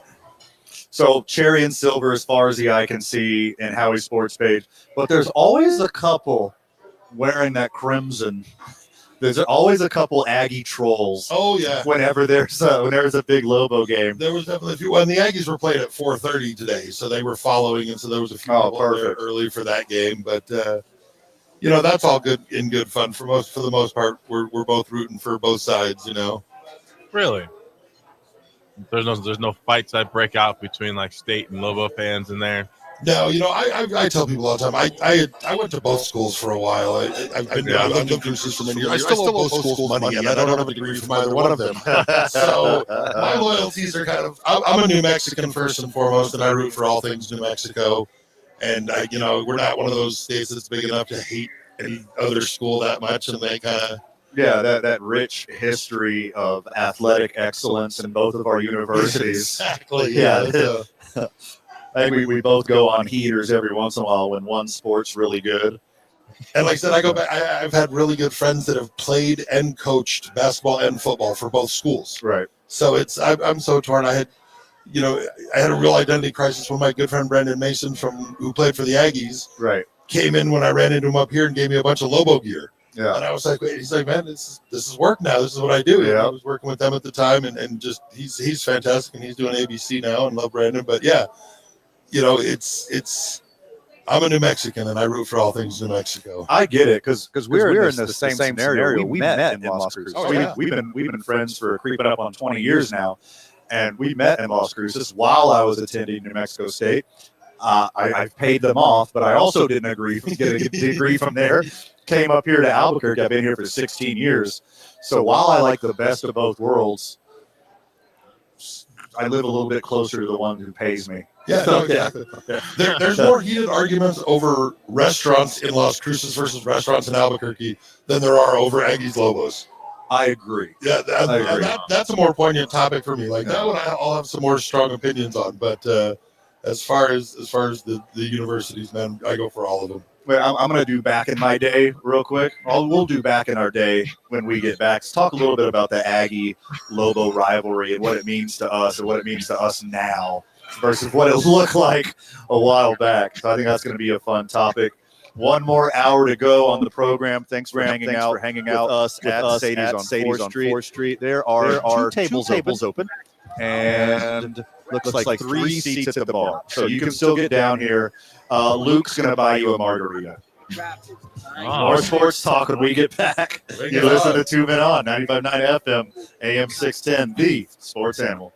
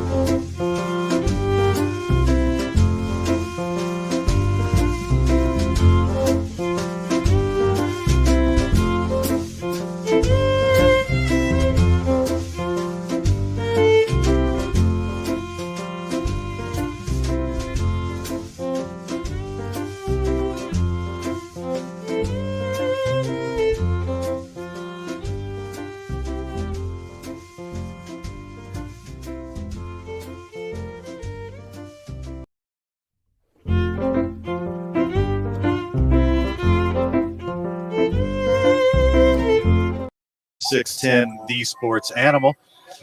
Sorry I rejoined late, Zay. I was meeting a new friend of the show. Oh, really? Yeah.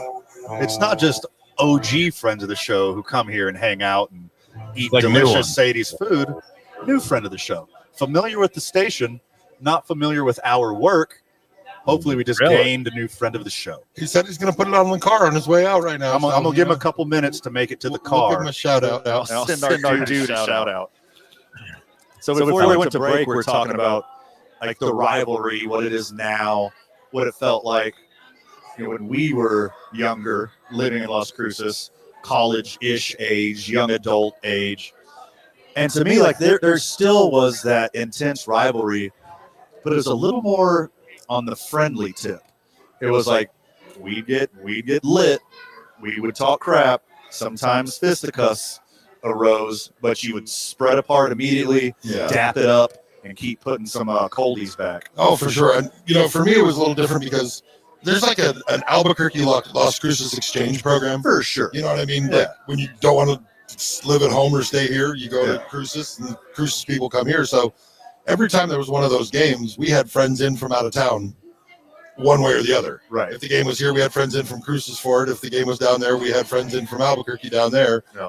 And so we had big groups that were all friends for a long time. But even in those groups, there'd be some swings every now and then. Oh, of course. Once the alcohol would take hold. But it was all friends the next day, and everybody was still alive the next day. Correct. Yeah, everyone was still alive. I think that's unfortunately the peak of this rivalry, and hopefully it never comes to that again. Like, I see guys, what you did there. guys, I see like, what you did there, Pete. guys. It's these are young student athletes. These are teenagers, and you're a young adult. But for a 40-year-old, for a 50-year-old, hey, you're still a kid. Like, don't let your baseline emotions. Don't let, first off, your felonious record be tempted by the accomplishments of teenagers and young 20-somethings who don't know who you are. Oh, yeah. Who appreciate your support, but when the day is over, they do not care. Oh, yeah. They want to see the cherry and silver packing the pit, packing University Stadium. They don't want to hear about you on social media. Yeah. They don't want you standing in line yelling weird stuff at them. And they especially don't want you fighting their opponents. I mean, it's not just, Lobos, Aggies. It's everywhere you go. Oh, yeah. Like sports fandom, and it's multiplied times a million for worldwide soccer fan. Yeah. But just speaking about It's United not just in States Philly anymore. Yeah, it's not just Philly and Raiders fans. It's kind of grown everywhere to you're willing to make awful decisions that will impact the rest of your life just because the city you're from or the guys in the jersey you like. Oh, and there's those great videos of like, we're going to identify these guys have their whole thing of just identifying people in videos. Yes. And so they'll be like, Philadelphia, I know you guys know who this is. Somebody tell us who this is. And they'll post the video. And then, the dude loses his job. And then it's the blanket apology. This is not indicative of who I am as a person. They always come out with the form letter apology where you fill in your name and then you sign at the bottom. Yes. I regret my actions. I was under stress. This is not indicative of who I am as a person, and yada yada. It very much was. It was indicative of who you are because you're the person that did it. Yeah. And we have it on camera. People will show you who they are. They can tell you all they want, but people will show you who they are. Exactly that. Yeah, as far as Aggies Lobos go, in my history, all the data that I have about the rivalry, it's all in good fun. Oh, yeah. But every once in a while, and again, Lobo and Aggie fan listening, quit yelling at your radio. It's the fringe, right? It's just the top 0.1% of douchebags who are doing this and giving all the other fans a bad name. But yeah, that's what gets the attention. The squeaky wheel gets the oil, the whole deal. That's what gets shown. It's not one bad apple, the whole deal, The squeaky wheel gets the oil. Yeah. No. You see it not just in sports. You see it in politics. You see it on social media, just being jerks and shaming people. Like, you need a different career. Yeah. You need a different hobby. You need a different fan group. This is entertainment. I can't stress it enough that this is entertainment. Or this another is sports cat or entertainment. something. Whatever it is. Learn how to garden. Pick up the Spanish guitar. Pick up the Spanish language. I don't care. What was do something. What were the old great commercials for the guitar videos with the old Spanish guy, Antonio? I can't remember. Yes, I know what you're talking the about. Cheap balsa wood guitar they would sell you on late night infomercials with the Esteban. Soon you will be playing like Esteban. Yeah. Those were some right up there with the Clio commercials. Some of my favorite all-time infomercials. Yeah, you don't have to mention the one you're thinking of right now. I'm aware of their work. Well, yes. Yes. Oh, wait. Are they wild already? Did they go wild? Who knows? God, I saw a documentary on what just a horrible person that guy is, just and the whole organization top down, and it was just Oh, surprise, surprise! Well, a guy yeah. exploits drunk women. Oh, okay. Hey, listen, I did a lot of exploiting of drunk women in my college days. That was kind of my deal, but not to that level, and I was never horrible about it. Thank goodness. You're a quality stand-up human being, Luke. I did bad things with good intentions. Yeah. Also, consent. Yes, well, that too. But yeah, seriously, sports fan, like it's not all there is in the world. Like you need this and this and. There's always an and. Develop a rich, full life. Find a new interest. Find a new hobby. It's going to seem boring because of the smartphone in your hand, but maybe read. Maybe just do any number of things. Come play golf with Van and I. Yeah, come play golf with me and Luke, which we did this morning. It was lovely. You smoked me today. I was having a good day. I've been practicing a lot. Like I said, I got a little trip to Torrey Pines coming up next month. You're gonna bring your A game by the time. So I am putting in the work. I've been practicing 4 or 5 days a week for the past month and a half, and I'm feeling the difference. So, Zay, a citizen playing golf at Torrey Pines is a big deal. Yeah. It's one of the most cherished courses in this whole country. Yeah, well, the funny thing, it's like Tiger's best course. It's a municipal course. It is owned by the county of San Technically, Diego. yeah. It is a San Diego County course. If you're a resident of San Diego County, it costs $60 to play it. Right. But they're also booked 90 days out. Yes. My buddy happened, they play in the sense they got time 90 days out. He's sitting there with the laptop, the iPad, the phone, getting refresh the second that the tee time's opened, and he got us all set up. And but yeah, I mean, there's 2 courses. It's famous. It's right on the ocean. It's gorgeous. But yeah, it's a public course. Have you been like watching Torrey Pines documentaries?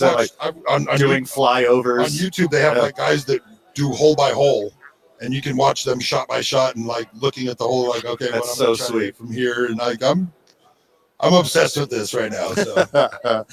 You told me about. Hopefully, the lovely people at Torrey Pines aren't listening right now. You told me of a genius idea today that you wanted to do. You want to bring one of your divots home and raise it as your own. I am taking a nice toupee-sized divot, and I'm going to put it in a plastic bag with moist paper towels, and I'm going to nurture it until I get home, and I'm building a 1x1 planter box, and I'm going to plant my Torrey Pines lawn, and I will clip it manually with scissors, and I will manicure it. Mr. Miyagi, that thing. Oh yeah, that's going to be my little Zen garden. I'll get some little rakes for the outside. I'll do like some of the mini sand traps, and do the sand pattern. It's going to be my little Zen garden of my Torrey Pines. That's the best thing I've ever heard in my life. Yeah. That's so smart.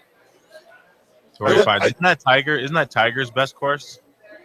That's one of he's killed it there. I mean, he's killed it everywhere, but especially there as well. He was like in a slump one time, and they're like, Torrey Pines is where Tiger locks in, and he had a great match. Phil has had a lot of big net times at Torrey Pines. A lot of the Southern Cal guys, because there's so many great golfers from Southern California, they got that pipeline, and they played it their whole life, like all those storied courses around. There's a PGA tournament there every year. They've had the U.S. Open there a couple times, and this year they actually had a second tournament there because the Genesis that was supposed to be Riviera because of the fires and stuff got moved, and so they played it at Torrey Pines. So they played there 2 times in 3 weeks. Right. Yeah, we talked about that on the Saturday Golf Show with myself, Jay Choi, and Max Machado filling the holes every Saturday morning from 8 to 9. Right after filling the holes, you get your dose of the wrestling world with Fred Slow and Saleh Taylor. Right after me Saturday morning. If you can't listen in while we're live on 95.9 FM, 610 AM, you can do the same thing you do with this very program. You can hear it on Spotify, Apple Podcasts, Stitcher, Fill in the Holes, FILLIN, Fill in the Holes. So you're not only just excited about going to Torrey Pines to play this legendary course, but you're trying to step up to your A game. You're trying to come in hot. Like you're playing more golf than you ever have. I've been determined. I've never broken 80. I'm a bogey golfer. Yeah, same. But I've also realized that I've never been a guy that put in a lot of time at the range or put in a lot of work. I'd play once, twice a week, maybe, usually once a week, and I'd show up 8 minutes before my tee time. Yeah, and head out there and wonder why I was still shooting in the high 80s, low 90s, and so. I've just, with this upcoming trip, it just gave me the motivation that I've needed to lock in my game overall and just try to make some advances. And I'm trying to get healthier overall. I'm losing some weight. I'm getting in better shape. And so it's all part of it. It's Nice. just an overall goal thing. You'll be walking 18 with me before you know it. I'll be walking 9 soon. I will be walking 9 soon. That is another goal to start walking golf a little more. So I'm going to be walking 9 soon, but 18's not happening. Walking and especially carrying, like walking with a push cart or a pull cart, whichever one you prefer. Still exercise, you get steps in. But if you walk and carry, golf gets dangerously close to exercise. We're talking about. Wait, now it's a sport. While I see you walking in the near future, walking and carrying is miles away. I'll buy one of those remote control push carts. Those are sweet. So I just like park it up the green before I get there and have my little robot caddy. Those are dope. Especially the ones with the Bluetooth. You don't even got a guide. They just follow you around. Exactly. Like a creepy, needy robot. Yeah, exactly. We're going to take a break. When we come back, more NFL talk, talking a little NFC North. Amon-Ra St. Brown seems a little jealous, a little thirsty, and we'll tell you what that's all about when we get back. You're listening to 2 Men On, 95.9 FM, AM 610, the Sports Animal.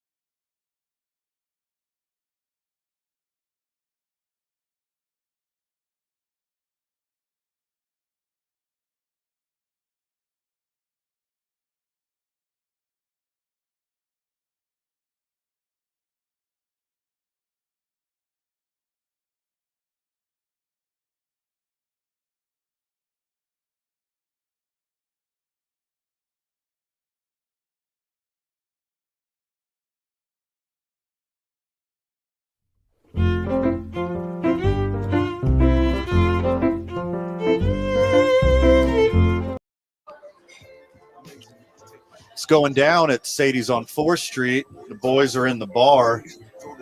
I think I'm ready for a delicious Sadie's margarita. It's been too long. And when I say it's been too long, it's been 2 hours and 18 minutes, which is too long for me to be here and not have a Sadie's margarita. I'm going to make that happen now. Welcome back to 2 Men On, 95.9 FM, AM 610, the Sports Animal. Lobos versus Boise State tomorrow, 7:30 Mountain, prime time. Wherever you watch, it's going to be a blast. But where you should be watching is at Howie's Sports Page, GM of Howie's Sports Page, my dear friend, and now a significantly better golfer than me, Luke Marquith, joins me on the program. This segment was going to be the Isham Dental soundbite of the day, but our quote is a little too spicy. But allow me to tell you about Isham Dental anyways. Specialized. I do have a soundbite that we might be able to play for it. This is actually kind of wild. Okay. And I'll play it through my phone as soon as you do the Isham. It is edited. Is that correct? Yes, this is DeMarcus Lawrence, an interview he had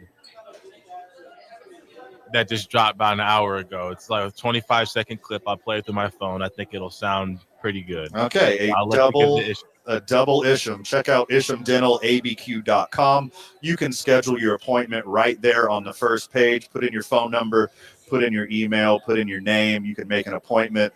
Scott Isham is a dude. He's the best in the business. Takes about just every insurance and every Medicare you could possibly have. Check them out, 505-881-0422.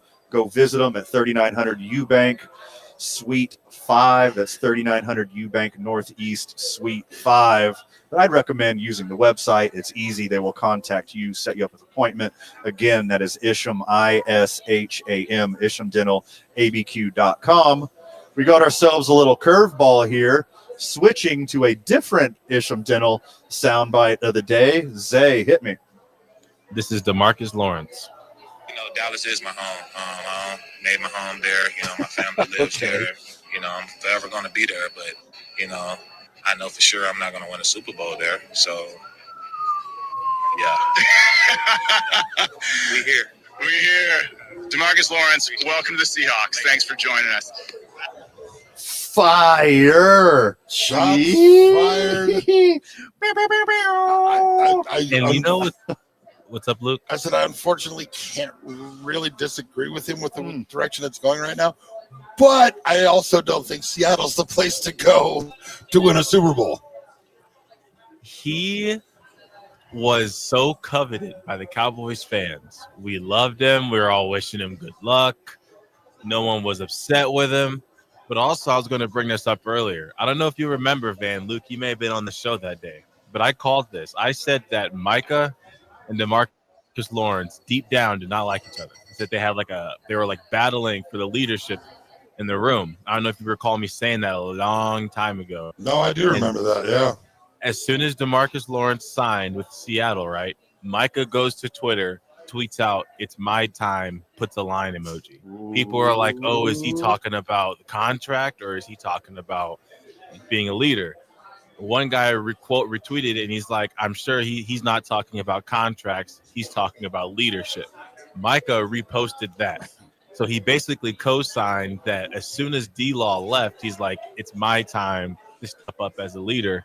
And I knew they had a beef deep down the whole time because I could just tell. I could just see it. It was Battle of the Alphas. Micah was the new guy, and he was strutting around like he was, the veteran already, and DeMarcus Lawrence didn't like that. So really, this stems deeper. It's not like he dislikes Dallas, but he's really taking a shot at Micah, and he's taking a shot at the players in the locker room he did not like. And I still think it's a sucker punch. For sure. And these guys have to realize that part of your success is based on the attention the other guys get. Mm-hmm. And it's the two of you make each other better. You've got to learn to coexist and figure that out. Or was the lion emoji he's about to demand a trade to Detroit? Or is that what that meant? That's what I'm reading into it, Zay. Yeah, that's what some people were saying, like, oh, he's talking about Detroit. But no, then the guy's like, I'm sure he's talking about leadership, and he retweets that. And I'm like, okay, so this is definitely a thing where Micah and DeMarcus Lawrence had their own little, and that's just what happens. Like, especially because in football, you're split up between position groups. Like, it's not too often that you're going to have a cornerback trying to battle with a D lineman on who's going to be a captain of the defense, because they're just completely two different position groups. So it's like, as a cornerback, you want to be the king cornerback in the room. Like when you're watching film, when you guys are doing your individual drills, you want to be the king of that group. You don't really care who the king of the D-line is. So on the D-line, you're DeMarcus Lawrence. You were the guy. And then Micah comes in his rookie year, and people are like, oh, he's Lawrence Taylor. He's Lawrence Taylor. And then everyone's Micah. And Lawrence is like, what about me? So I knew that eventually was going to be why he left. Oh, dude, offensive lines would hate to see Micah Parsons on cocaine. Give him the real LT treatment, dude. Oh, my God. He'd be unstoppable. Absolutely unstoppable. Get the yellow eyes going. And just, jaundice himself on cocaine.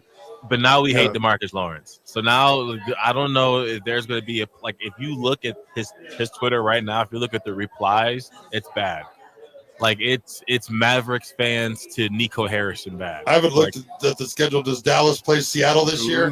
That's what we got to see. But they don't have an offensive lineman that can really go out there and punish DeMarcus Lawrence.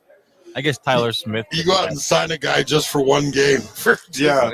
Like hockey enforcer rules. Exactly.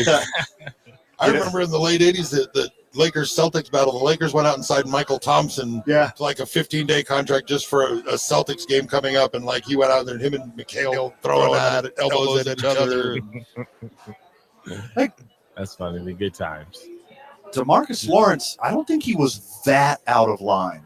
But he said he loves Dallas. He said he loves the fans. He said he loved his time there, but they're never going to win a Super Bowl. I can't argue with that. But you're dissing every player in the locker room. Yeah, again, I can't argue with it either, but take the high road.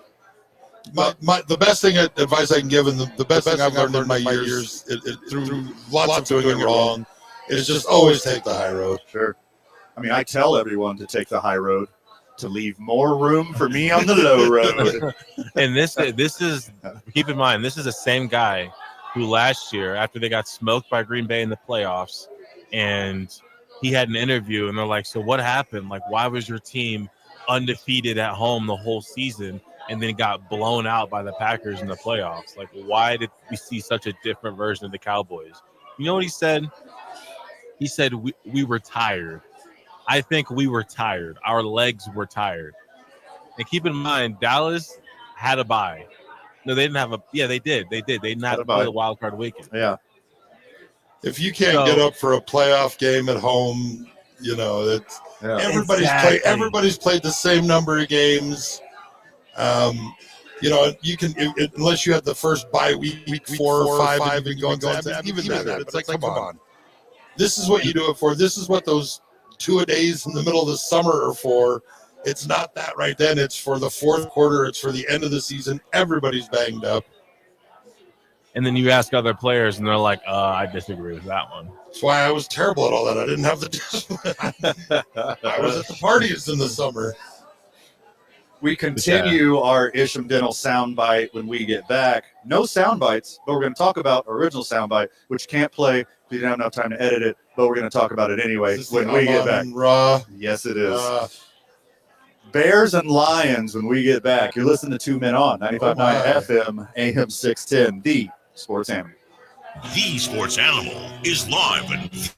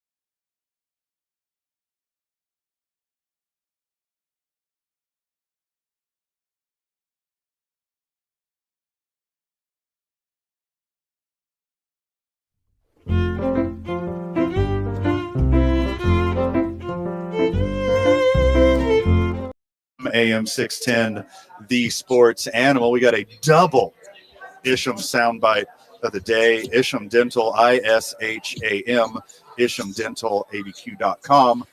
Get your dentures, get your teeth fixed.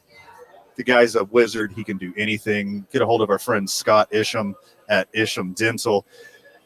You just go to the front page of the website, name, phone number, name, email. They will set you up for success.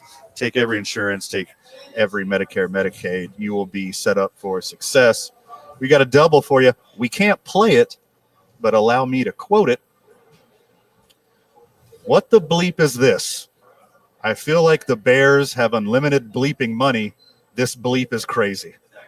You can understand why we didn't play the Isham Dental soundbite of the day, but that was Amon-Ra St. Brown on his very own podcast talking about what the Bears are doing this offseason.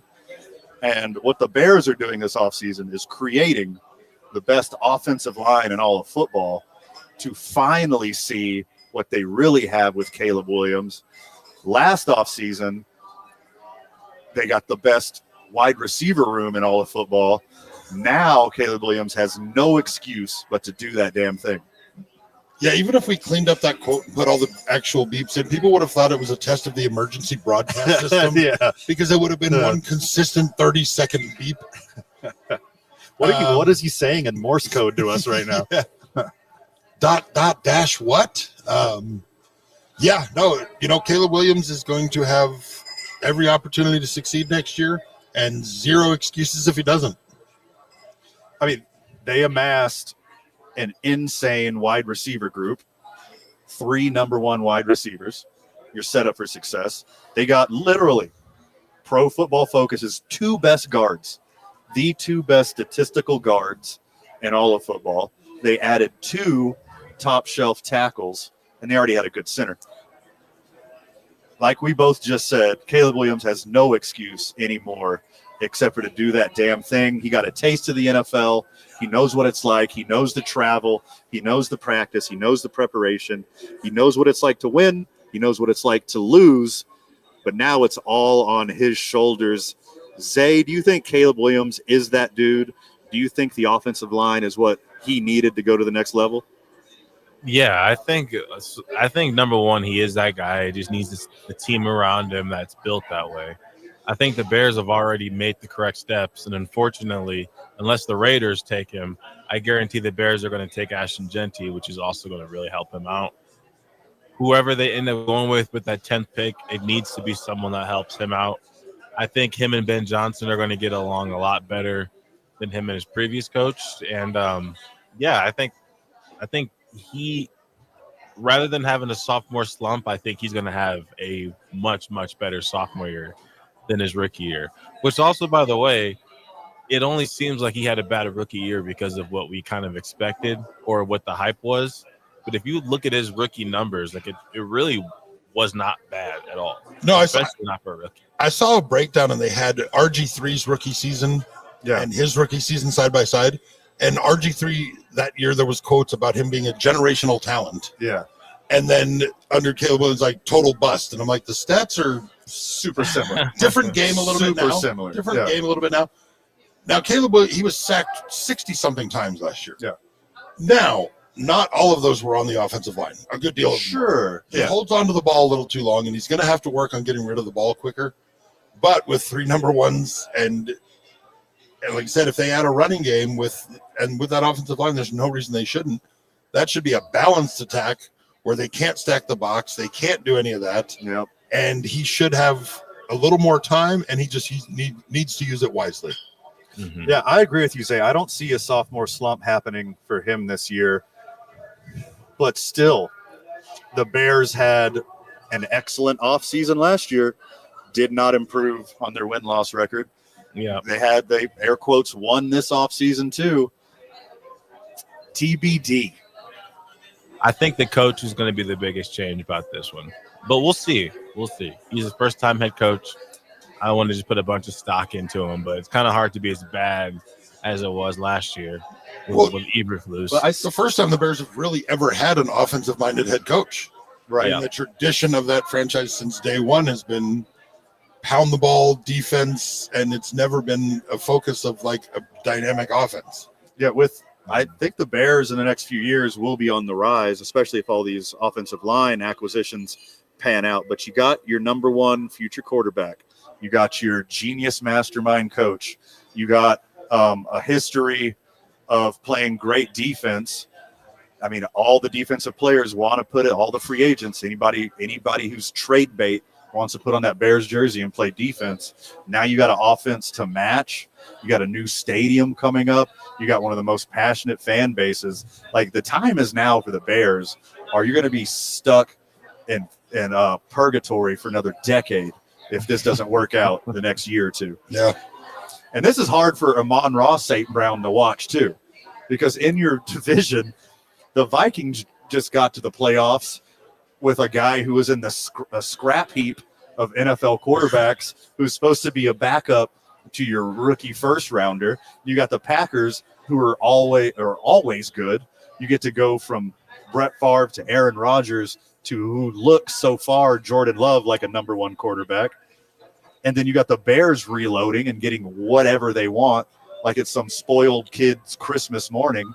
And Amon-Ra St. Brown is like, we're supposed to be the best team in this division, and we're about to get lapped because we're doing nothing. Both my coordinators, they have been picked clean a little, and that's what comes with success. Yeah, I mean, you're going to be Detroit again super fast if you don't compete with the Packers, Bears, and Vikings, who are doing everything they can to stay afloat and keep up with Detroit.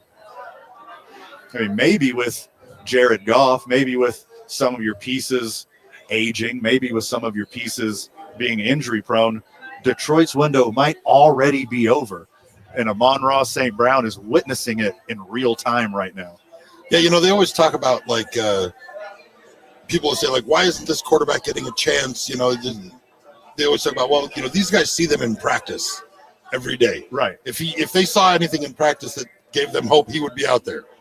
He's seeing the organization every day from the inside, and he's this worried. Right. It's that he's seeing it every day at practice. He's seeing the inside of the organization and watching everybody else catching up and or passing them. Like, with the great coach culture that they've established in Detroit, like, poof, both your coordinators are coaches. All the people under them were stolen and taken to the new teams of, both the respective coaches who got pilfered. And you're like, we haven't hired anybody yet? Yeah. Like, is this only free agency for players? Like, when do we start hiring coaches? Because it's just Dan Campbell. And not only that, your offensive coordinator is in your division, and you have to see him twice a year across the sidelines. With a potential stud quarterback. Yeah. Rough day for Amon-Ra St. Brown. Like, I know he was halfway joking with this quote, but there's always some seriousness in it too. And he seems exasperated at the moves the rest of his division was making, and his team's not doing anything. He won't cry in the car. He doesn't seem like that type, but give him a chance. He probably will.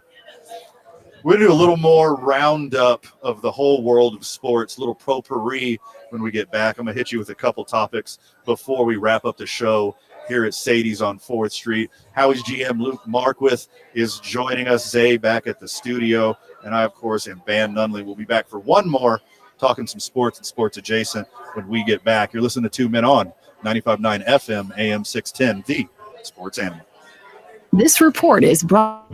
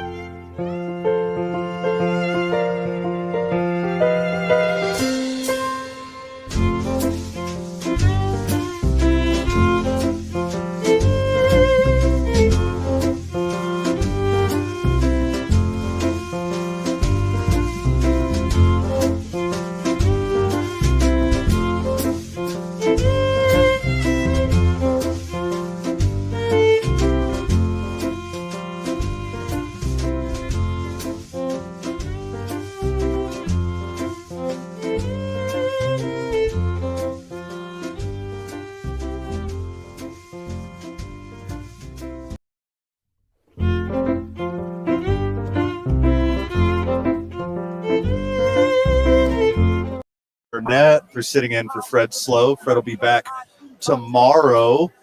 We're talking about possibly going out and covering the game somewhere. We'll see if that happens. If not, we'll be hanging out with Zay in studio, cracking a couple coldies, getting you ready for Lobos' third round action against Boise State. It's going to be a hell of a game tomorrow night at 7:30.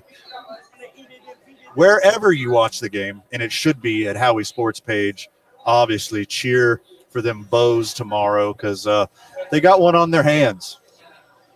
Yeah, they just need to knock down open threes. Dent penetrating, they're going to get open looks all day. They need to knock down those open threes, and they need to hit their free throws. They're great on defense. They shift well. They switch off. They're fantastic with that. The guys just are not hitting open threes. I think Amziel being back, he was out last time we played Boise State. I think he'll put a body on Dagenhart. He ain't going 0 for 6 every game. No. From 3. And more than just his offense.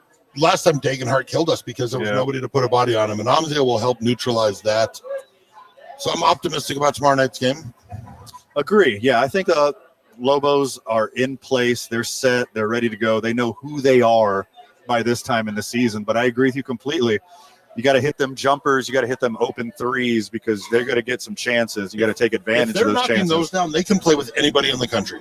Agree. Dent is that good, and he's going to cause defenses to collapse into the lane, and it's going to leave guys wide open. And if they can hit those shots, they can play with anybody.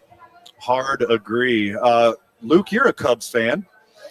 Did you see your boy Saya Suzuki today? I heard about that. I was just looking at the clips there. That's Zay, I don't know if you saw this, but Cubs outfielder and DH Saya Suzuki was taking batting practice today with a katana.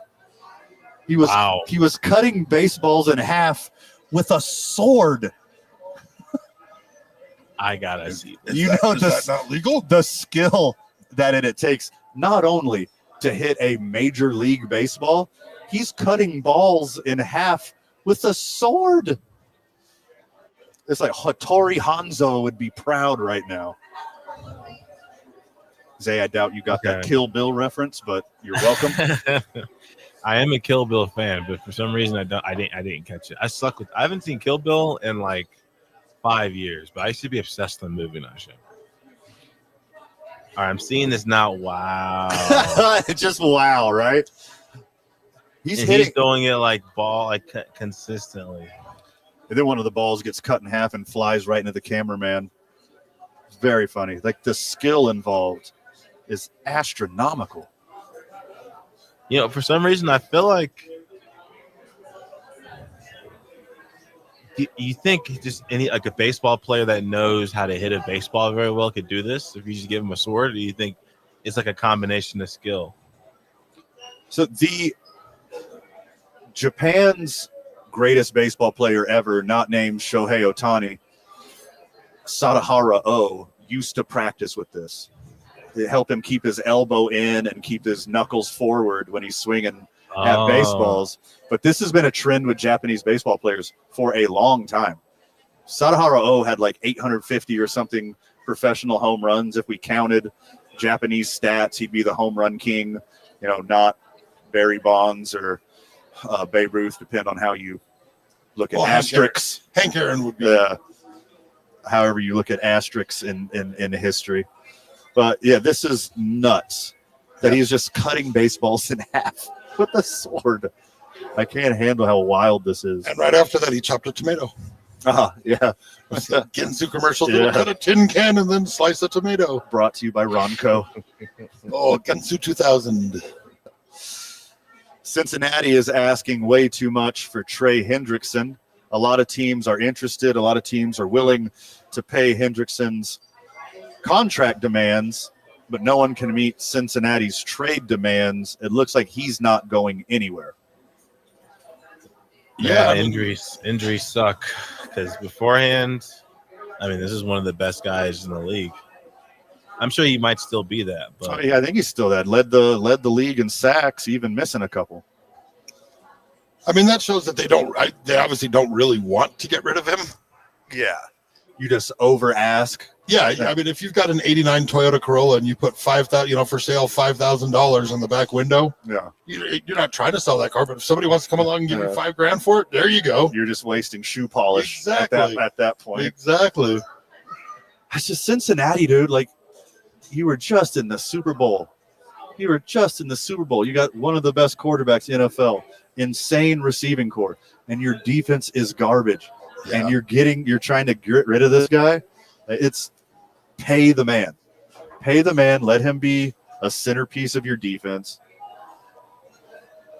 When he went down, that's when the defense. I mean, that's when the Bengals really start to struggle. I mean, Joe Burrow was kind of locked in the whole time, but once he went down and the defense started to be depleted, you just saw the Bengals. If the Bengals have 4 more wins this season, which they should have had, Burrow is right there in the MVP conversation with the exact same numbers. If his numbers were phenomenal. If the Bengals made the playoffs, he would be MVP. Yeah. His numbers were better than Allen and Jackson. Yeah, exactly. And Allen Jackson. Well, I don't know. Chattahoochee sold a lot of records. Kyle Juszczyk, released by the 49ers, says he still wants to play football. Had a meeting today with the Pittsburgh Steelers. Are they signing him or are they signing his wife's clothing company is my biggest question. Yeah. It's a great question to ask. I wonder what she's going to do with all the inventory now. Is it all just going to go on sale? She's just got a closet full of the 49er themed jackets. It'll be on the rack next to 5 different Antonio Brown jerseys. Sure. And, Antonio Brown was the first guy in history to have 3 team jerseys on the clearance rack in 1 year. Wow. Super impressive. I bet they were selling. Yeah. I think he's still a decent fullback, but you sign him for brand recognition and all the stuff all the one level down from Taylor Swift attention that you get from his wife. I mean, name another fullback in the league. Okay, let's go to commercials, eh?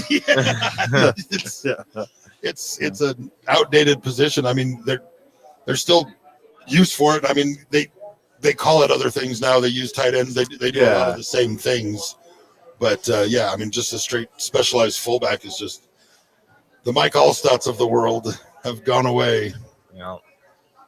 So we talked a little bit about this yesterday. Joey Bosa thwarting the love of his family to chase a ring with Josh Allen. Joey Bosa today signed and said that he joined the Bills in part to pursue Josh Allen's Super Bowl promise. So he chose the Bills because they have a better Super Bowl chance than the 49ers. That's saying a lot about the exodus of talent from the 49ers and all the money they wasted on Brock Purdy. Yeah, that window is closed. We're seeing it more now, that 4-year window when you're not paying a quarterback. I mean, right now the Commanders are a dangerous team over the next 4 years. Houston's still a pretty dangerous team. If you have a successful quarterback in there that you're paying under $10 million, that leaves a lot of money to go around. You got to go all in for sure. That's how the Bears have all this bottomless money. Mm-hmm. Unlimited. DK Metcalf on George Pickens wearing number 14. He's made a staple in number 14 here. I'm not trying to take away from anybody's legacy. I'm just trying to help build mine. So he should be number 1 now, I think, with that comment. I think he's going to be number 4. It just dropped the 1? That was a number 1 wide receiver quote right there. Like, that's him being a dude. Yeah. Devontae Adams made Puka change numbers when he got into town. DK Metcalf said, "Nah, Junior, you keep that one. I'll start a new legacy with another number." That's number 1 wide receiver material right there. I remember hearing a story years ago, and John Kruk was talking about somebody had paid $100,000 for a jersey number when he went to a new team.